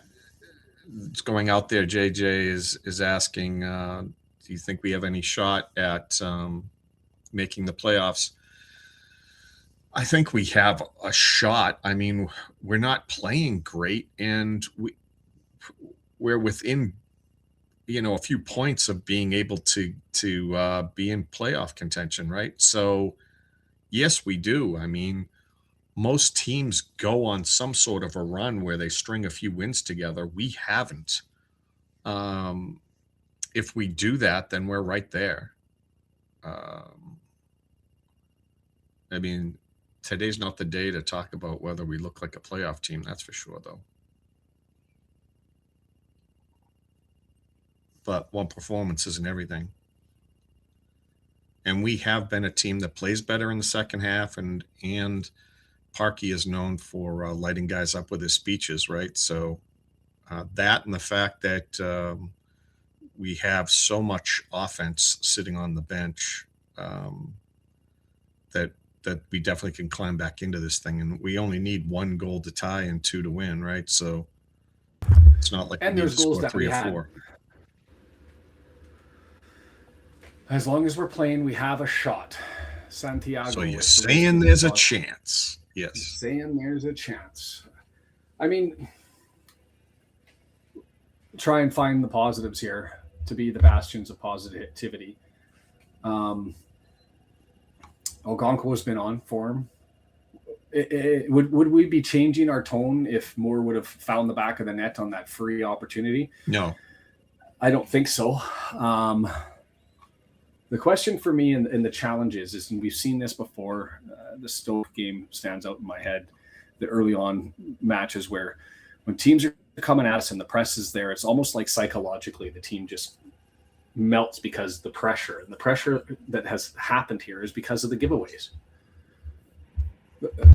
You keep giving them the ball, they keep coming downhill at us, and you're in a wave, so now you're just chipping the ball out. You're not trying to control it. You're not building. You don't have the confidence, and nothing seems to be connecting. And it's the constant, continual frustration.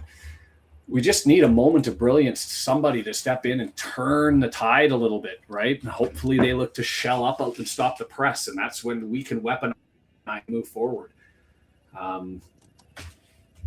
We still have a hip with the comment. We still have a half to win this. We need somebody. The question is psychologically, are these 11 or 10 going to be able to find what they need to secure some loose ball, to make that pass when they need to find an option? And to be fair, you do have to give Hull, despite the question of their back line, they've nullified Barney on the right side. They've framed us off appropriately to take away our opportunities and our chances when we move forward. They've knocked balls loose. They've freed things up.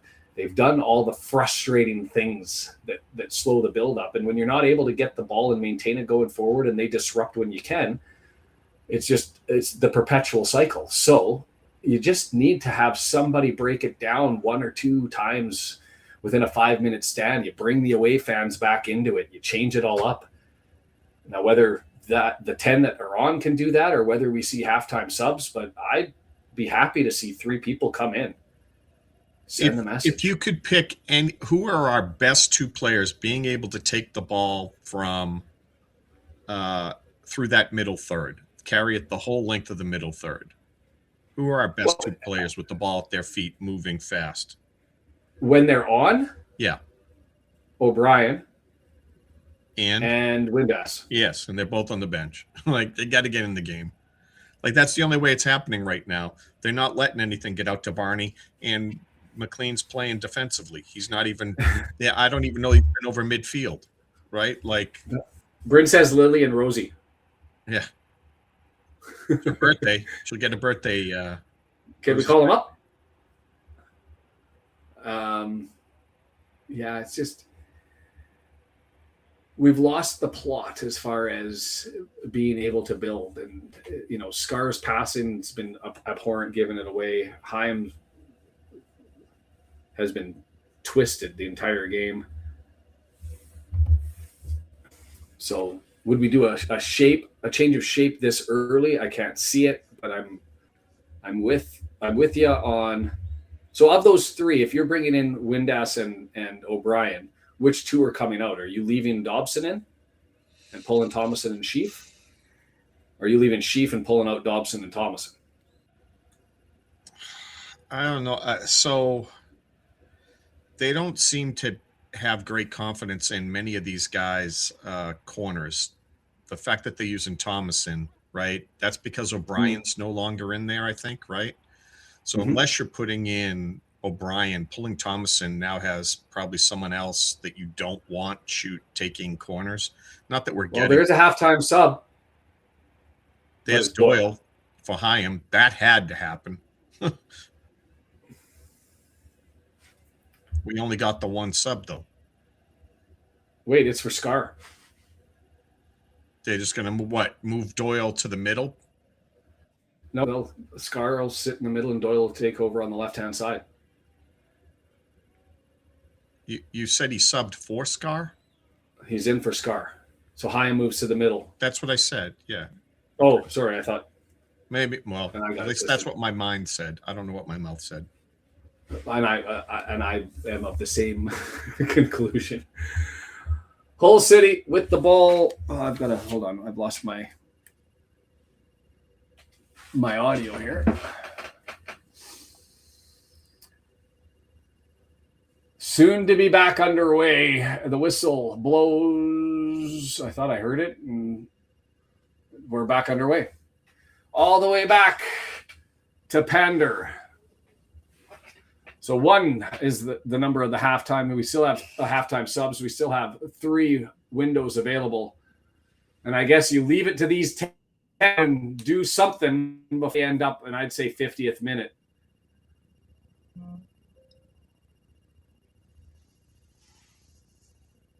Parkinson with the earbuds in, giving instructions to somebody. Ball advanced forward and a missed pass by Hull City, so we'll get a throw in, see if the press is still on or whether they're going to shell up a little bit for the second half.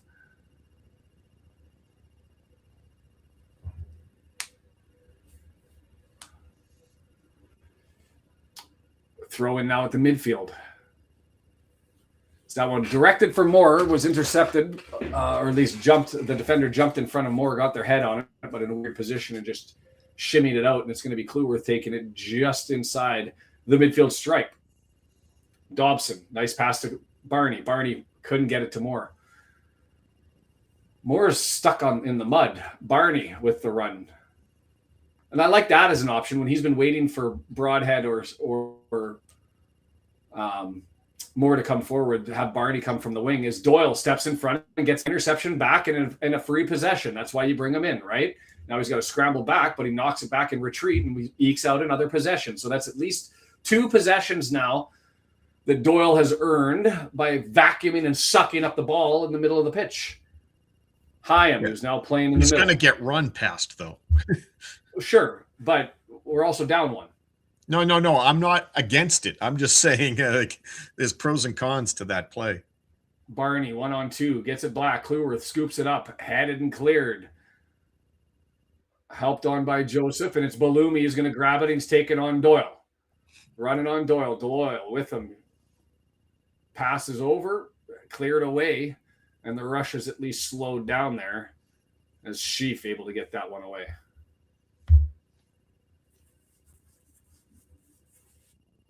Hughes got Giles to his left. He's just going to go on a run. 35 yards, 20 yards, over to the left-hand side, into the area, cut back pass! Misses everybody. That was all there for the taking. Oh, they're able to rescue it. Balumi saves it out of nowhere. I thought it was over. Left foot. Coyle misses the net. Whole city just... Travis, you jinxed us. You said, we look better. I looked down. I thought that was for sure going to get skewed out. Missed everybody on that dangerous ball across, but Balumi goes and saves it in front of McLean and then just danced past him with a pass and skews around him. The answer is do I really think Longman's going to be able to handle Balumi better than McLean? I'm not confident. Flop there, trying to get a foul, doesn't work, and so Ogonko's going to collect it on an advance forward. What if Parkey was secretly Red Horde Dave? Or any of them? Moore can't get to that one, but the loose goes to Dobson. Can we skew and maintain possession here on a ball or over to Barney? That's like 3 possessions we've been able to pull by the loose ball ending up on our foot. Back we go. Hyam, Doyle, Hyam. Sheaf through the middle.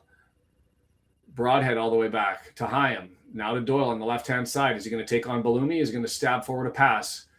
Nice little back heel there for Moore. Broadhead, lots of space, running forward. Right footer! Misses everything.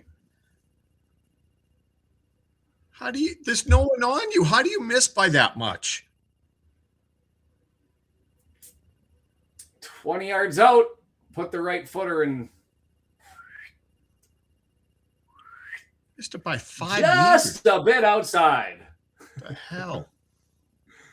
Going with the baseball reference.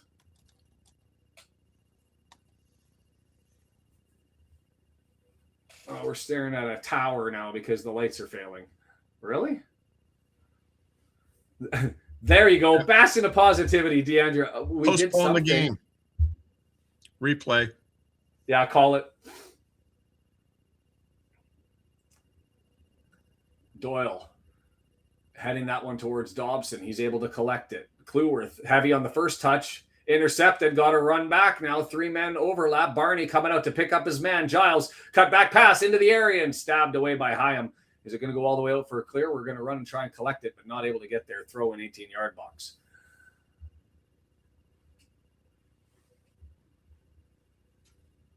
Giles, all the way forward. Opts not to take Abdallah. Collects it back. Hughes, he's under pressure, and so he's going to draw it all the way back to Pandora. 30 yards away from his goal is going to try to set something up here. Let's have a giveaway and a long ball that finds the back of the net. Thumped deep by Pander. Looking for Palumi against Doyle. Palumi flicked on. Doesn't get enough on it, and Doyle's going to run back and collect it over in our corner. Blocked off, and we'll take that goal kick for us. just move the goal over a few feet. Yeah, a few dozen feet. Which way, though? We needed one side for Moore and the other side for Broadhead. Well, obviously they don't like the middle. You've got the one of the weakest keepers, if not the weakest keeper in the championship, sitting between the sticks on the other side. Moore gets his head on that one, but skews it off. And Giles, who's been back, and instead of kicking it at them, they're avoiding him and the goal. They're avoiding him, trying to place it perfectly when you've got a bad keeper. Just pummel it at the net. left for Pander, and he left foots that one through the middle and headed down. Sheaf looking, well done, collected there. That was Ndala. Now it's Giles looking for Ndala again. Heavy touch. We'll get a throw in. A whole city giveaway. Clueworth back to Hyam. There's a little bit of optimism here. There's a little bit of the pendulum swing. Energy, yeah. Dobson, horrible first touch, and he gives it away to Ndala. That was Jesus, that was 6 feet. 6 feet. He took that off of his right foot. Yeah. How do you? They play catch all the time. How do you knock the ball that far away from yourself? Not a professional footballer. Dave, how are you? We need all the Daves. We need to rally the troops. Godhead looking forward. Ryan McLean. He had the cutting forward. Who was that? Dave Foster, blink forward? Twice if you're actually Parky.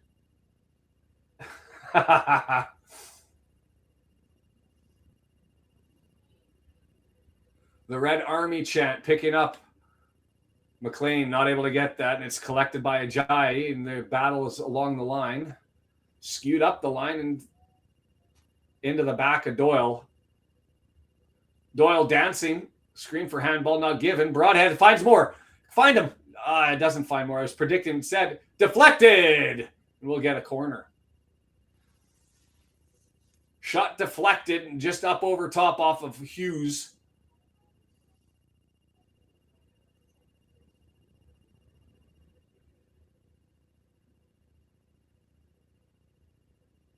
Ooh.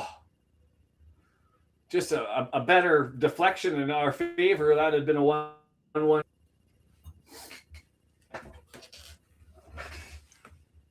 Doyle's really making it happen. Corner from our right side. I'll take set piece surprise. The Pox Doctor's here. Shame about the performance, too, Pox Doctor. Doyle's got to be running a screen for more. Both arms out. Scoop both of them. They ran over to Moore and flopped.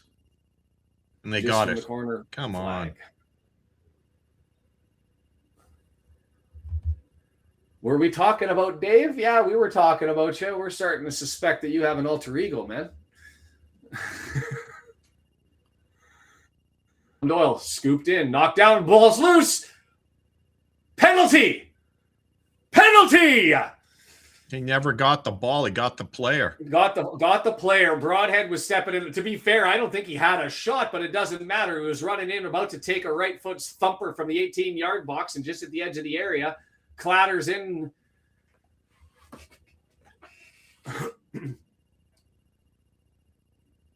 Yep. He was right.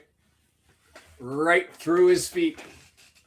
Crooks 2-foot diving stab and collects his right foot and drags him down. We'll take that. Legit penalty too. Nothing to complain about. Now it's up for Kiefer Moore to put an angle on this thing. At least put it on net. Wait, Moore? You're having Moore take the penalty shot? Well, who else would you have? Isn't it Broadhead? No, it's got to be Moore. Find the net.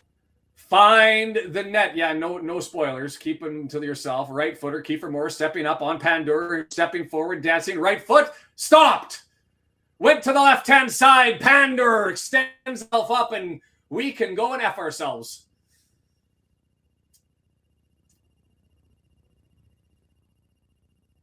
He found the net. That was a shit penalty shot. Goes forward and Pandor collects, and the whole city fans are giving the worst keeper in the championship all the applause that he needs and deserves after a penalty stop. Fuck.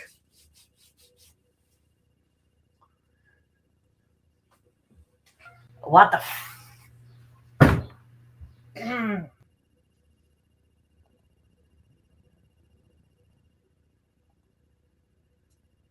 Moore knocks it down, chips it up forward to Broadhead. Space over if you can get it. Two defenders on him, but it's cleared away, and Charlie Hughes able to skew that one, saved on the line and pumped down.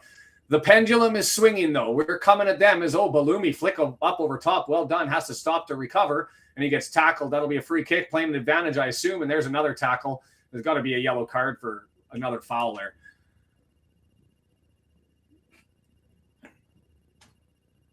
Yellow card? Yeah, it had to be. Not necessarily because of the foul, but it was just too persistent fouling. Hyam with the tackle. Or Doyle, I couldn't tell on that angle, and then Dobson gets that one. Des, I don't know what you're asking going me. Far It left. was good. Moore's penalty shot was certainly not good. No. I mean, I will give him credit. It was on target. Finally. The problem was but he went for placement, not power. But the placement was shit. Did you see the replay? He didn't even put it. It was 3 feet away from the goal. Yeah. He put it in a spot where you have a 66% chance of scoring, depending on whether the keeper guesses one way or the other, right? It's not one of those ones that you could have. He hit it hard enough where, yes, the keeper had to dive that way, but there was, as long as the keeper guessed right, there was no chance he wasn't stopping and it. Steve says he telegraphed it anyway. 25 yards up and down from Balumi. Nope, it hits the wall, skews out. Giles is going to collect it over 18 yards out, left-hand side. The pendulum still turning. Cross and then scream for a handball. So that was and a serious scream for a handball on McLean. Do they have a case? Watch the replay. Oh, yeah, that's a handball. Flicked it off of his arm. Right elbow. Well, you know what? I can see that. That's close. Like he just his arm wasn't out. His arm was right next to his side, and he deflected it off of himself. So I can tolerate that one not going. That's left-footed in swinger coming from Giles that we missed. Just two goals more is given away. Give away left foot blocked. Well done, Doyle out, and then a bad pass and a given away, and it's back into the mixer. Joseph can't get the shot free, and that's a handball. That was a handball. That was a handball. We're dodging bullets. Hyam all over that one. I could tell that one from miles away. Right there, that's a handball. That's, well, yikes.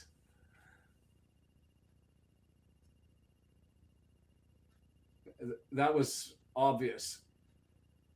Stuck his arm out to try and grab the defender, and the ball pops up and hits him in the arm. Arm from an extended away from his body. That should have been a penalty. That Ogonko would have stopped. Barney just gets forced out, goes for a goal kick. And of all the things that we have with Ogonko, to be fair, he's not a good penalty kick stopper. Okay, so the football gods are on our side. Who just got that yellow? Coach, I think. Coach? Parkin? Yeah, someone on the bench, right? They were upset that... or no handball, and so that went to what's his name? I'm not going to be able to pronounce it.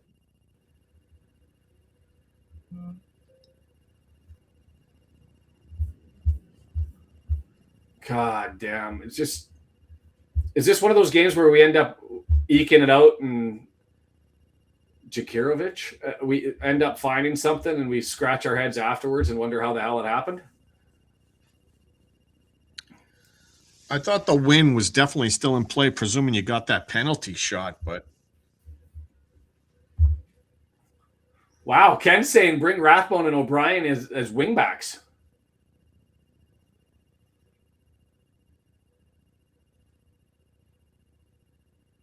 It's scrappy and chippy now. Well, they're just flopping. They're going to just kill this game now. It's going to be shit.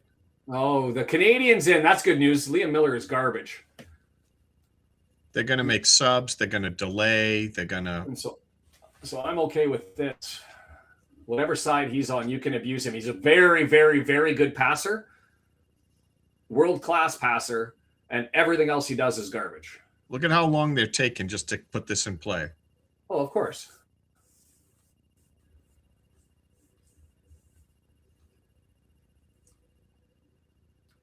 But there's reasons to be spry and confident building forward as that gets thrown into the mixer and it's knocked down and Kiefer Moore smashes it off of the defender.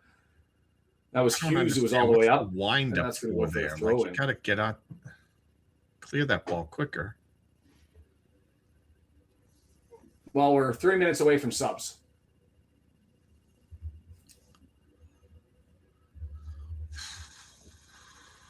We should do it at the same time as Hull, so we're not wasting more time. Well, there you go. Des with the positivity. We were down 3-1 in penalties and we went 3-3, so we can find 2 goals late. No big deal. We're on it. Scottish Viking Jesus magic. Channeled through somebody. Cleworth with it. Press still on. Scoops it forward. Dobson on the right-hand side. Cuts towards the middle of the pitch. Moves it forward. Broadhead there at the midfield. And then a bad pass. Given away. Can't connect with Sheaf. Palmer, Scottish Viking.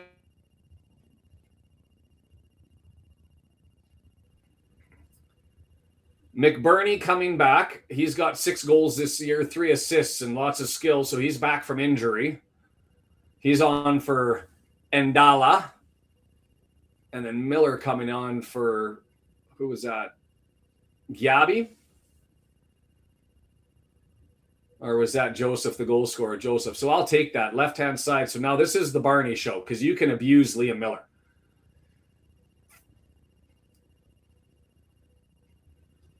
Stop calling him an international for Canada. He no longer is. He won't be for the World Cup. He's fallen out of favor because he can't play. Wasn't McBurney a rumored target? I don't remember. Chipped forward, Moore not able to get there. It's just going to be Ajayi, and it's going to go loose. Ajayi with it now, dancing, curling away from Moore. Pulls it back to Coyle. Pander.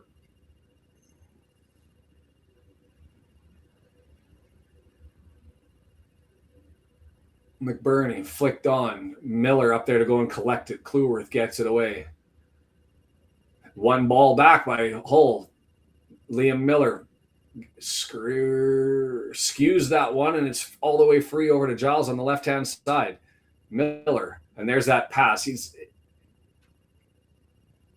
well covered by Cleworth, goes out, throw in. Miller standing on the ball, gets it in quickly, jumps it into Crooks all the way back. Not the center back kickabout. Instead, Hughes just advances it forward, and Ogonko was going to run and grab it and collect it and spin this thing forward. Let's go! 65th minute. Got to have subs coming in soon here, and hopefully we can change this one. Oh, he was a rumor target. Thanks, John, for that one. Hyam standing on the ball. Cleworth now pushed forward. Long ball up to Moore. Moore. Or was that Barney who's filled in? Sorry, Barney filled in the middle of the field. Hyam searching for three-quarter trap. If we were watching basketball and they're able to maintain possession, and a bad header forward by Sheaf, he can get out of a fucking game. Jeez, what a fucking dive. Why would we not want to sub now? We would want to sub now. Why would we want defensive? Header blocked McBurney. Not the best header, but still on target, and asked for the time. Is it 2-time? Hey, I'll try anything. Maybe I need to put the logo backwards. I don't know.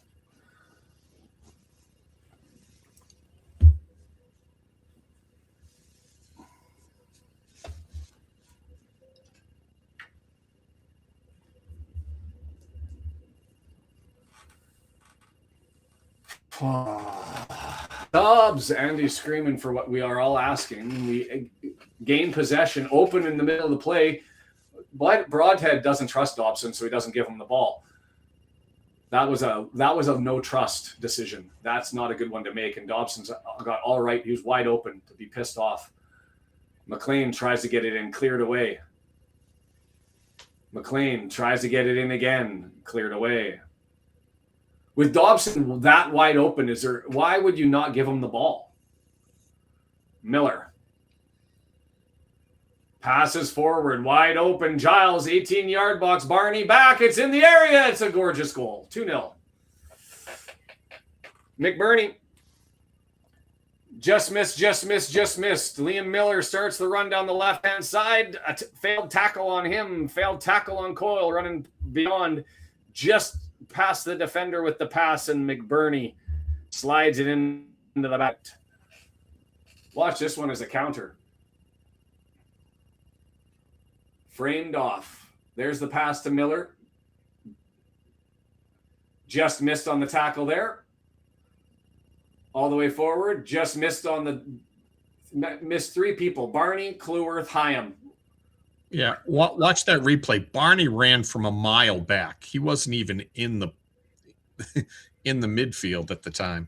He was all the way forward trying to get back into that. Max and Hyam. You got to give it to him. And time of death, 67 minutes, 67th minute.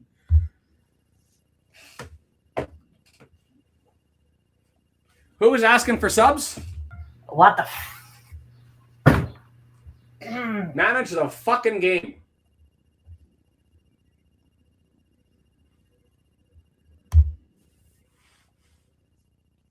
This is what we talked about, though. You can see it, you can sense it, you know you have to do something, and they don't do shit. And they don't do it.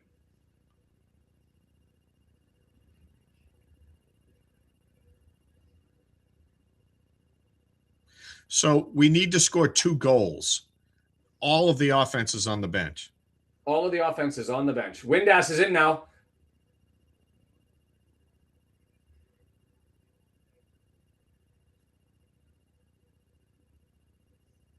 I don't even know what to say. Like, it's the fact that you finally get an opportunity to bring a window in, and what do is you make one change. You're down 2-0. Yeah, this is when you get rid of every midfielder and you put this is when you put Rathbone in. This is when you put absolutely O'Brien, Rathbone. Give me everybody.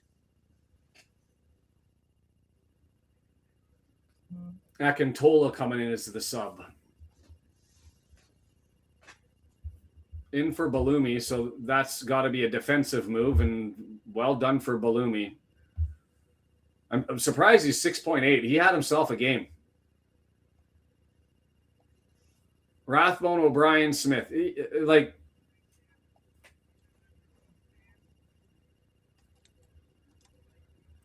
We're not a goal differential team either. We're a points team, so I don't get blown out 7-0, but put all the offense on.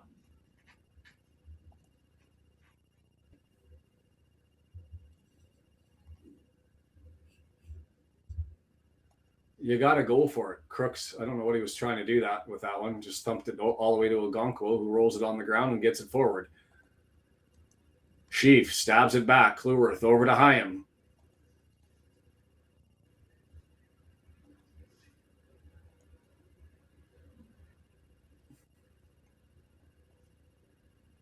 Windass not able to get on first touch. Goes too far. Going up for a throw. Doyle's going to grab and collect. Just throw it in quick. Just get it going. Into Thomason. Goes all the way back to Ogonkwo, and Liam Miller stepping forward. Ogonkwo has to thump that one down. Chested down by Miller. Gets it to Windass. Windass up to Broadhead. He's got Barney to his right. Broadhead there. Broadhead. Barney there. Moves it forward. Windass can't get to it. Bounces free, but Windass collects it. It's loose. Sheaf. 25 yards out. Windass. In his pocket, it's going to try and free up some space as we've got 3 guys standing right in the middle of the pitch. Now we've got some space. Cleworth up to Barney. He's dancing around. Didn't get to Cleworth on the that non-pass by Broadhead to Dobson still sticks out to me. I know Dobson's horrible with the ball. Nice pass. Is he onside? Moore into the area. No flag. Do a thing. Framed up. Gets it to Barney. Liam, see, he can get abused. Lazy coverage. Barney gets it down. Broadhead. He's in the area. Find the ball. Sheaf. Knockdown. Ball loose. McLean still dancing around in the soup and can't get it. Just go Barney side on Liam Miller the whole game because he was lazy getting out there on the coverage. And that's the downfall of Liam Miller is he's horrible defensively. So just let Barney serve it.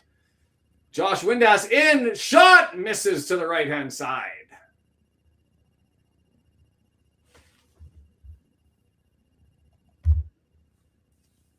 Find something, right? Find something, Bryn.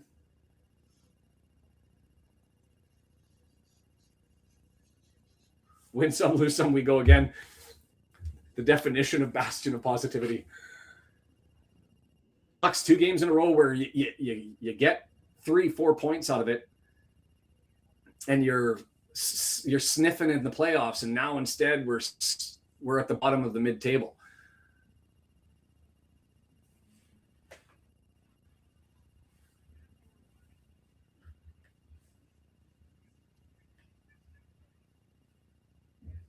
Ollie McBurney, right-hand side. Miller in the middle and the only person in the box. Stabbed away from him, and we have an opportunity for a counter. Broadhead with it. Stalls the counter and waits for Patagonia jerseys to go running forward. Barney with it. Back to Cleworth. All the way to Ogonkwo. Pressure from Liam Miller. More heavy touch. Well, that was a little loose, is what the broadcaster said. Just a little loose. Oh.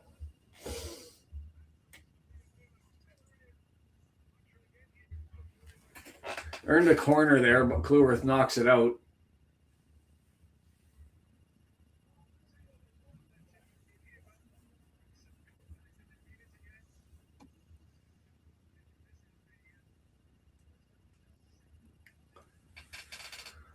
Oh. It is a scary part of the game. More on that first half miss and the penalty. It could be a 2-2 game, despite just at best, right? They could have easily scored 4 or 5 goals, though. Yeah, but they're not.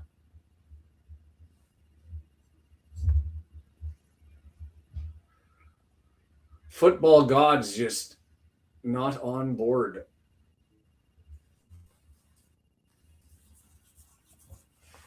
Andy, I'm with you. I thought we were going to take it to him. That's the problem is the games we've struggled against mid and low part of the table. We're good against the top, but we're giving away points that we would expect to take. And maybe that's us letting up and just assuming that we're going to be able to take things and not recognizing the strength that is the championship. You can't expect guys to be up for every game, right? But if we, the fan, can see that they're not on, why? Like, how can the coach not? And why can't they sub? Yeah, wow. There hasn't been a point just danced through 2 people where they were playing like shit, and they magically started playing better. Like they didn't. Like waiting forever is not working.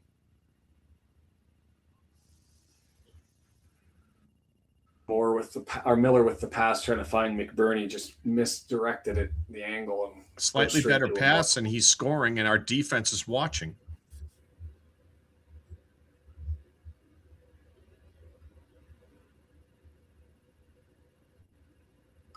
Long ball, chase for McLean. Can he keep it in? He can. He's got Moore coming. He's got Broadhead coming. McLean dancing, and then he stumbles. Stumbled and give it away. Windass. Nathan Broadhead stops it down, lays up for Sheaf, and Sheaf, he missed that wide, and he missed that.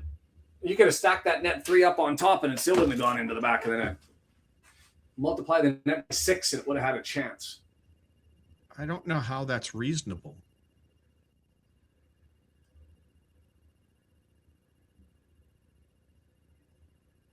That seems like the equivalent of me on an open breakaway and throwing it out of Into the bounds stands? on the sideline. Like, how do you do that? Wide open slam dunk and throwing it out the end line. Yeah, like how do you like you're by yourself? You've kicked the ball 50,000 times? Like, I don't get it.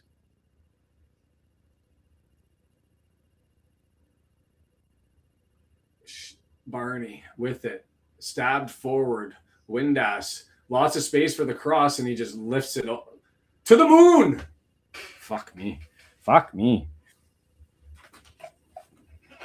Like that ball landed. Sam Smith and Ryan Longman coming in. That ball landed on the far side at the 18-yard box on the paint from Windass. Longman in for Barney. I would have preferred McLean out and Barney in, because I think the goal that you want is to abuse Miller, and Miller is susceptible to being lazy on crosses, and the best person for it is Barney. But this is not managing the game. Again, this is just following a script. It's a bullshit, sucky script. Like, I know Liam Miller. I know he's horrible defensively. I know he doesn't respond fast enough. He's lazy defensively. He's lazy. It's my biggest frustration with him, having watched him for years for Team Canada. He passes. The dude can pass. And he loves to run. And this is what he'll do. And he's going to look for a pass. And there, like, he passes. But he's lazy. And we've already had two that came in because he's lazy and wasn't even anywhere close to defending. So why do we put in Longman, who's going to run it towards the middle, rather than leaving Barney in and not take McLean out and go the opposite side? I don't know.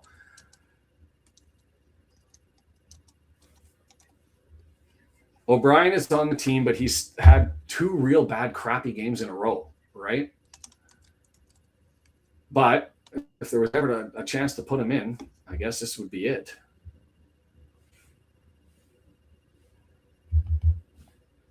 Does Barkey have a daughter that O'Brien slept with? No, I think I do think it's performance related.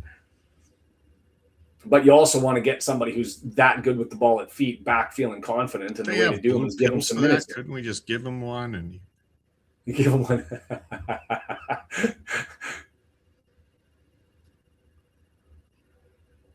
Actually, that would be quite the deterrent for anyone wanting to, play against you defensively speaking.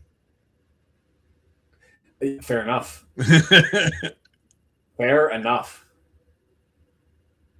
Just run around with your fingers out. Yeah, get some of this. Sam Smith towards the middle. She's going to give it to McLean and too close to him, so it's just going to get kicked out. Oh, it doesn't get kicked out. It gets drawn down the line, and here we go, reset. Sheaf, who can't pass today for anything. Thomason with a nice little pass there into Sam Smith. Leaves it there. That was a good tackle. And here comes Hull City. We got Liam Miller with his eyes wide open, looking for the ball. Liam Miller, he's really spry offensively. Off the woodwork.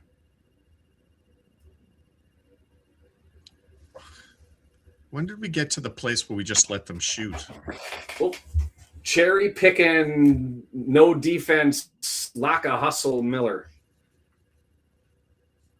And I'm not all roller glasses because I'm a Canadian. I'm a men's national team fan. I don't want him on my World Cup roster at all. A third window being used by Hull.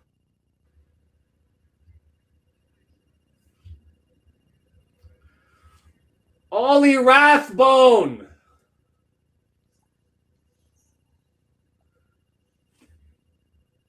O'Brien. Can I scream into Yorkshire and have this land in Hull? Like, what do I got to do here?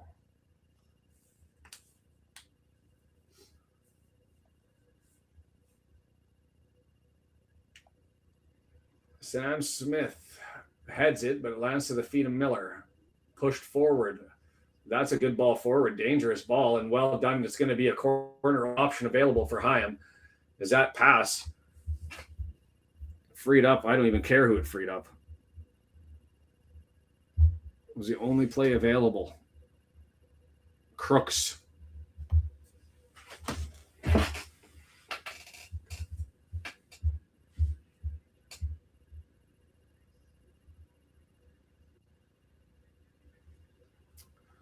I actually think we don't go busy. We're not high enough up the table. We need a December run here towards the end to trigger a January window. And if we don't, I wouldn't spend much during the January window.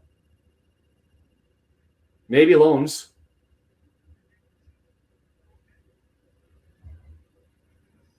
Windass with it. Right foot. Looking far. Longman there.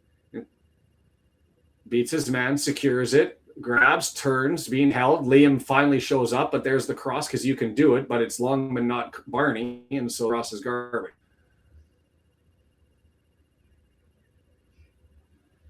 Hadjiamejovic. I did have the pronunciation for that one right early on. They probably will. I wouldn't spend my money. Not this window.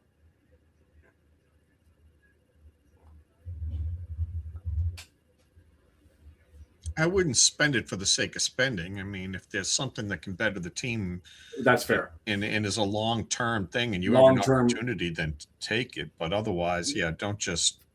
If you've got 22 to 25-year-old able to play him, and so we're going to use our last window, and it's not Rathbone or O'Brien.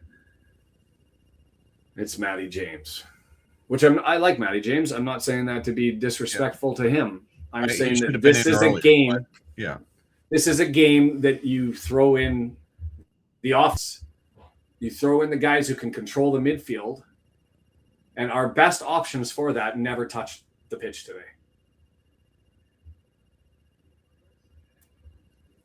We got bilked in the midfield by a loose ball. Liam Miller on Cleworth. Lays up. Left foot, cut back pass. Massive save by Ogonko. Look at where the ball gets put, though. You can't just. Back into the mixer. The cutback passes, they've done that the whole game, and that's Miller just feeding that one to Giles, running all the way forward, and he looks for another cutback pass, and you can't pick up the man cutting in, and Ogonko gets an arm on it. The team owes Ogonko a mean steak dinner. Windass. And Ogonko owns whoever keeps clearing the ball out for him. Ajay gets there ahead of Sam Smith and then plays it back to Pander, and it's just. I wouldn't have had a problem with Hull getting. Well, I wouldn't have been happy, but there's been 3 or 4 games now where it's on-field management. And I really liked the last game where we went for it and we changed our shape. We brought in forwards. We decided we were going to go for it, and we did, and it worked out. And this one, it wasn't our forwards and our shape that we needed to change. It was personnel in the middle that wasn't able to secure the ball. Matty James does there, so kudos to him.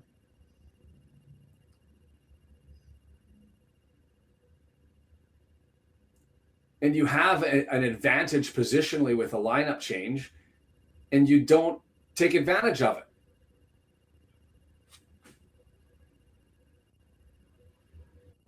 It's been a game of what not to do managerially. What the fuck was that? Doyle just kicks it to Coyle. Here, you guys can have the ball. McLean knocks it out, throw in Hull City.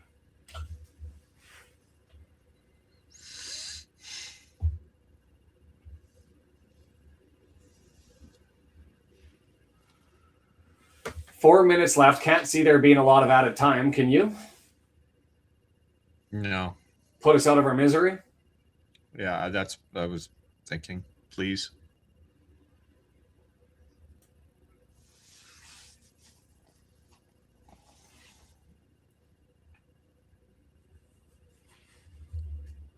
I mean, really, we're down 2, and you go, wait a minute. You know what can score us 2 goals? Matty James. Yep. Broadhead on the run. And you know what our Parkin's going to say? Broadhead over to Longman. Watch, Liam Miller's going to not show up at all. Where's Liam Miller in the frame? There he is. Finally gets his ass back. He just doesn't do defense.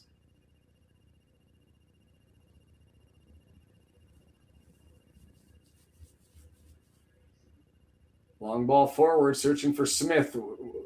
Defended, and Sam can't get it. This Pandora jumps up and collects. To be fair, that was Matty James that sent that in.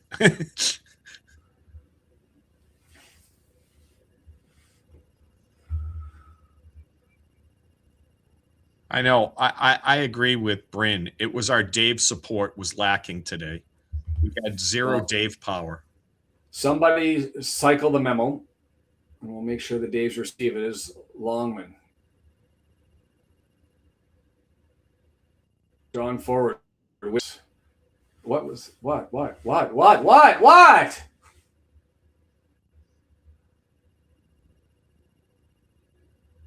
Just He's trying to bend it. nowhere close to being anybody in a Panagonia red jersey.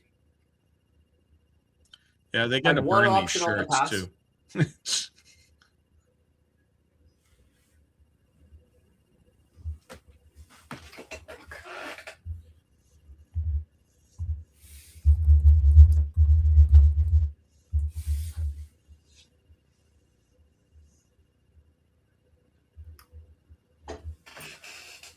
Pander. Fourth clean sheet of the season for him.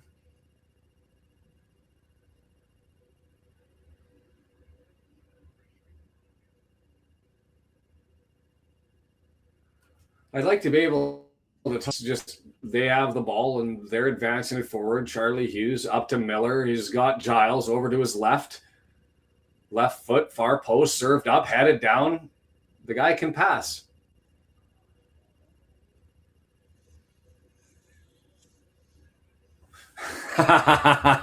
Dave, I blame my lawyers and employer for me being quiet today.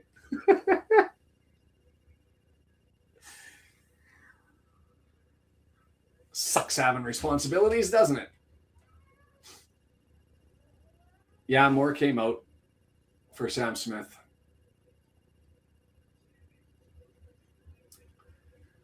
Two minutes of added time.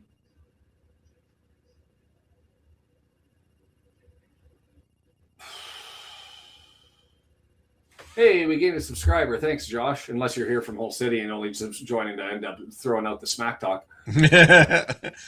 Which we kind of always got to be. So I mean, yeah, okay. Always got to be wary of those late minute joiners who jump in and be like, "Ha ha." Sure, yeah, but we're already on the ground. Give us a few kicks to the nugs. Go ahead. Ken with the perfect summary. Sometimes the team plays like shit. It happens, which manages the game, puts somebody in. But I think we squandered a low-risk opportunity to restore O'Brien. That's what it is, yeah. This is the first game we've seen them play this shit in a while, and it feels like a missed opportunity. And the coaching is just frustrating at times. Like the video they say, Andy says, we need some sort of pitch emergency, not health-related, so the game can be abandoned. Yeah. Sewer line blowing right below the middle of the pitch. John Olsen's calling it out. Oh, James no, that didn't look good. Hammy. Fuck. 5 minutes. Why are you making us suffer? It's okay. It's all going to disappear on this. They're going to have to drag him off. Fire parking. So Yeah, Moore missed a sitter that was an easy tap in out front, and then he missed a penalty shot. I mean, that's why it's frustrating you. It's not like you're thinking, okay, you know. But even despite that, I can't say we deserve to win. We definitely did not. Yeah, no, get him off. Do we have a window? No. We don't have a window left. No. He may be done for the season. He's limping around to tough it out, but I think he's going to stand there a lot. That looked bad. Sam Smith can't get his head on it. Well, it does, but it goes wide. MCL. Good work building the team and absolute crap game management.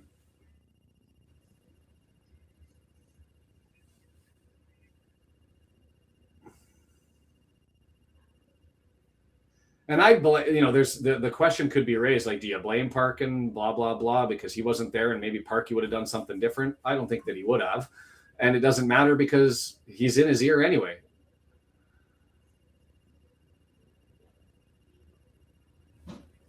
Convert is the story of the season. Longman on Miller. Brought back and well done by Longman. Clueworth with it. Miller won't win you a loose ball. Jesus. One touch pass. Liam Miller. McBurney. Hedjimedjevic. Blocked. That'll go for a corner. 3 minutes until we can put us out of our misery.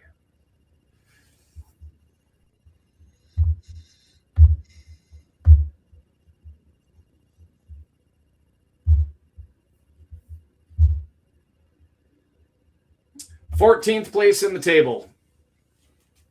Ahead of Derby because of a goal differential of 3, 2 points up on West Brom, 4 points up at Sheffield, 4 points up at Swansea, and sitting where we are at 27 points and a total of 4 off the playoff spots. It's hard not to look over our shoulder now. Maybe that's a wake-up call. Slater sweeps it into the box. Sam Smith heads it away. Put back into the box. Hughes, left-hand side. Giles, he's had himself a good solid game. McLean clears it away. It's going to be banged out, and it'll go for a goal kick. I'm with you that we can't win or tie them all. I'm just peeved that you clearly had players that weren't on it, or it wasn't jiving, and we had no ball luck early on, and we were giving away too much ball. So you've got to make a change. And as Brendan said at the half, and asked the question, who are the 2 best players on our team at controlling the ball in the middle of the pitch? O'Brien and Rathbone. Did they come in? No. I think that we are deserved to be 9 to 12 on the table. And a win today would have put us there, right? You take away the Sheffield loss of 2 points. You accept that there's going to be a couple crap games that are thrown in the mix. What fuck was that? Yeah, last time we played this bad against Stoke. We played this bad against Stoke. Yeah, this game and Stoke and the giveaway of points to Sheffield Wednesday or Southampton. Yeah, I guess at the time Southampton we probably should have done better. Honestly, it's much more fun watching the women. Just blow it down, throw it in, blow it down. Any need to look at the stats, Brendan, or did you just say thanks to everybody? Yeah, I'm not happy.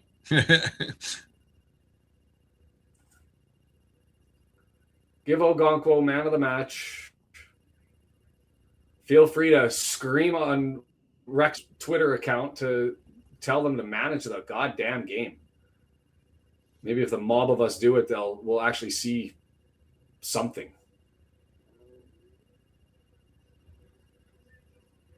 Longman, Miller actually playing defense on Longman, and there's the whistle.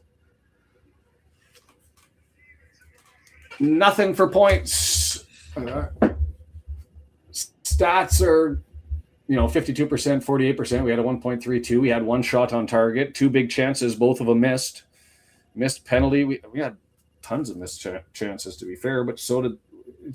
Well, interestingly, they had 3 big chances and only 1 missed, they say. It seemed like they were stirring the drink a little bit more than we were. It was 21-3 were touches in the box after the first half, 38-14. So we matched them in the second. But I don't know, 1 game out of 10. Yeah, maybe. I still think that have eked out extra points elsewhere, but we're happy to solidify draws, I suppose, is worst case scenario, which when you're able to do that, when you do that, it makes the losses more painful. I've taken you out of my ear, so I can't even hear if you're interrupting me, Brendan, as I'm waxing away poetically or not. Really, Des? Many changes for Saturday? Would you trust Rathbone and O'Brien coming in for a full 90, not having played for what's it been for, well, Rathbone this season, for O'Brien, it's been 4 or 5 games since he's drawn in. So I think we're stuck with the lineup, which is what makes this decision-making even more frustrating, is we haven't gone to him. You know what I mean? But I say we move out of this. Yeah, Broadhead out, Hardy in more. Longman on the left, Barney on the right. I don't know. And Cody's going to be out in January. So there will be a January signing there. We'll be bringing in somebody defensively. So mark it up. Suspension to Parkey ends up in a painful game that we would have expected under him in anyway. Halloween was O'Brien's last game. So it's been a month and a half. Do we trust, or more importantly, does Parkey trust? What do you think, Brendan? You've got to shake up your midfield after this performance. You have to trust It's just a Rathbone total lack of offense out there at the midfield. And right, like, we're a one-trick pony. I think we're easily defendable. We talked about this. This was one of the things we were struggling with last year. Like, when you only can, hook stuff in from one wing, and they can just double team that wing back and shut down your offense. Like, they press, our back line and our midfield can't handle it and spring guys. And even if you do, you really only have one guy to send it to, because Moore can't carry the ball more than 1.5 yards, 2 yards before he gets caught and loses it. So Moore is not a guy that you want bringing the ball up. You want him in when the ball's already upfield. You're using him as a target man. You're using him on set plays, but you're not asking him to carry the ball or break away with it. That's just not happening. Yeah, I'm not asking for a change up at the start of the starters. I mean, the reality is, and this is sort of what Daniel says, we need to find our rhythm and again, but also we just finished 10 in a row without a loss. I don't want to completely throw away the blueprint. Could I see one change occurring? Could I see Moore maybe taking a break for either Hardy or Smith? Sure. Could I see another change that being something that we're familiar with? As far as maybe Longman going out instead of Barney on the left side, or who I don't blame Barney for at all. I thought he was decent today. But is it Schiefer Thomason being pulled out for Windass to give him a run? Something minor for the changes. The frustration for me is read the room. Read the room. We are thousands of miles away watching on a television screen, and with consensus. Is there anybody in the chat or anywhere that said, you know what, we don't need to make a sub? I believe the team that's on the pitch is set up right and we'll be okay. No, the whole we were all screaming for it, and it's the failed ability to read that we need an injection of something. And to your point, the only time they made the first sub, well, I guess not counting the window, the halftime when we didn't use a window, but our first window was used after they'd scored a goal. We were screaming for a change for 30 minutes. And that's the problem I have. So I wouldn't be surprised if we don't see many changes up front, which is also part of the frustration, because we know we're going to be going through the same process here if we fall behind again. I'm just screaming to read the room. I agree with just about everything you're saying. The only thing I guess I would push back on is that this is the team that we should run with. I understand maybe for next week or whatever, but I think it's too defensive minded. I think that we're too easy to game plan for. I think that we've already determined we can't just draw the rest of the way in. We have to go get wins.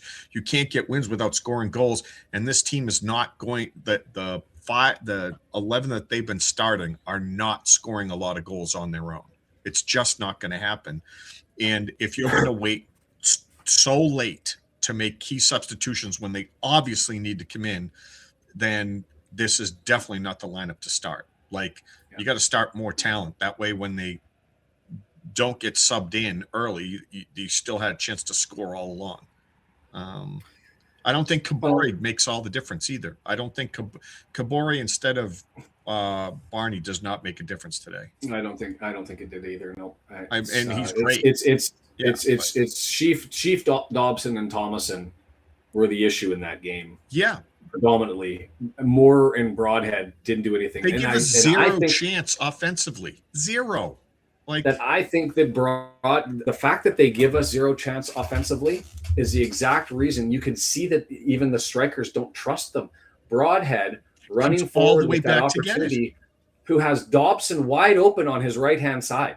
Dobson is wide open at 25 yards out. Easy pass to deliver that onto an attacking midfielder who's going to be able to take that into 18 to 15 yards before he puts a shot in. 99% of the time you make that pass and Broadhead held it up and curled the other way. Why? The only answer that comes from that is Broadhead doesn't trust Dobson to be the guy with the ball to score from 18 yards out. No, I know, but that goes to the problem of when you're that defensive that the midfielders to come up to help. That's God, I can't even imagine. The team looks totally different with O'Brien in there. At least he's running forward. He or Rathbone gives you a chance at making the defense respect you. Right now, our midfield has no chance of helping out offensively. I love their defense, but no chance offensively. Yep. All we're going to do is be in 1 or 2 game at best games right now. And we'll be lucky to win them. We need to get a bunch of wins. We need 3 points. We don't need ones, right? We got to go get wins. You got to put people out there who can actually win a game. That's an interesting one, and I kind of want to look this up. Daniel Zhang says Broadhead hasn't had a lot of playing time, which is fair compared to Windass. I would be shocked if the numbers. Windass probably has more gameplay time than does. That's what I was going to say, and I don't think Broadhead, to be fair, is his ceiling's amazing, and when he's on and he does his thing, he's exceptional. But he goes for long periods of time where he does little. Right, Windass doesn't have the ceiling that Broadhead has, but he's more consistent. So what do you want to do? Windass has played 886 minutes, 11 starts out of 16 games that he's appeared in. Nathan Broadhead, all right. 650 minutes. He's had 6 starts in the 15 minutes. I would love to see the two of them out there at the same time, a little bit more than what we have, right? The two of them. I'm okay with that. That's interesting, right? More Broadhead. You bring Windass in. You leave somebody defensive. Leave Matty James and pick Rathbone. I'm sorry, Dobson. Dobson and Matty James back there in the back, and you have. But the thing is even if you wanted to start defensively, I'm okay with it. But then make the goddamn shift. That's my message for the end of the day. If we're all on consensus, shift earlier. Yeah, you want to start out defensive early, fine. You got to come in a lot earlier. Give the guys some time to work. So anyway, we'll wrap this up. I am running solo and at the controls on Saturday. As we're going to host. That's okay. I'm sending everyone your phone number. So. Perfect. Ring goes the bell because I'll have to cut the Christmas party early to get home to make sure that I'm awake and ready and spry for that one. The women have their last match of 25. They are the best team in Wales at the end of the table. I didn't even look up what happened in the Adran Premier from the other games that went on around them. So I assume that Cardiff City won because they were playing against Barrytown, weren't they? Did they draw? Oh, they didn't get off, so that's why. So we played 11 games and they've only played 10. So we're best team in Wales for the women, and they've got Aberystwyth for that's the Adran Trophy. before they get back into it in the new year. So join Deandra and Brendan for that one. And then we're going to get into the Christmas schedule here, and everything sort of gets messy after that. We've got a December 19th game, a Boxing Day game here for the 29th. I never even looked at what day of the week that is. Oh, and I won't be able to do January. Oh, no, I will be able to do January 4th. But then that's a Sunday game. No. December. Yeah. Sunday, January 4th game. So I'll be able to do that one. But then I will be unavailable for that week because I'm not sure the FA Cup, whether I will be there or not. But anyway, Stay tuned with us. All right. We'll figure it all out. And I appreciate everybody being here to suffer through this one with us. Spetsnaz says, brought in Windass wouldn't need more. We need attacking strikers, not a point, in my opinion. Yeah, I don't disagree with you, Spetsnaz, but it's never going to happen. And feel good news, Alphonso Davies returned to Bayern after 261 days on the injured list, but he never played. He was left on the bench. So much love and happiness. We'll see you Saturday. Take care, everybody. Have a good one. Thanks for being with us.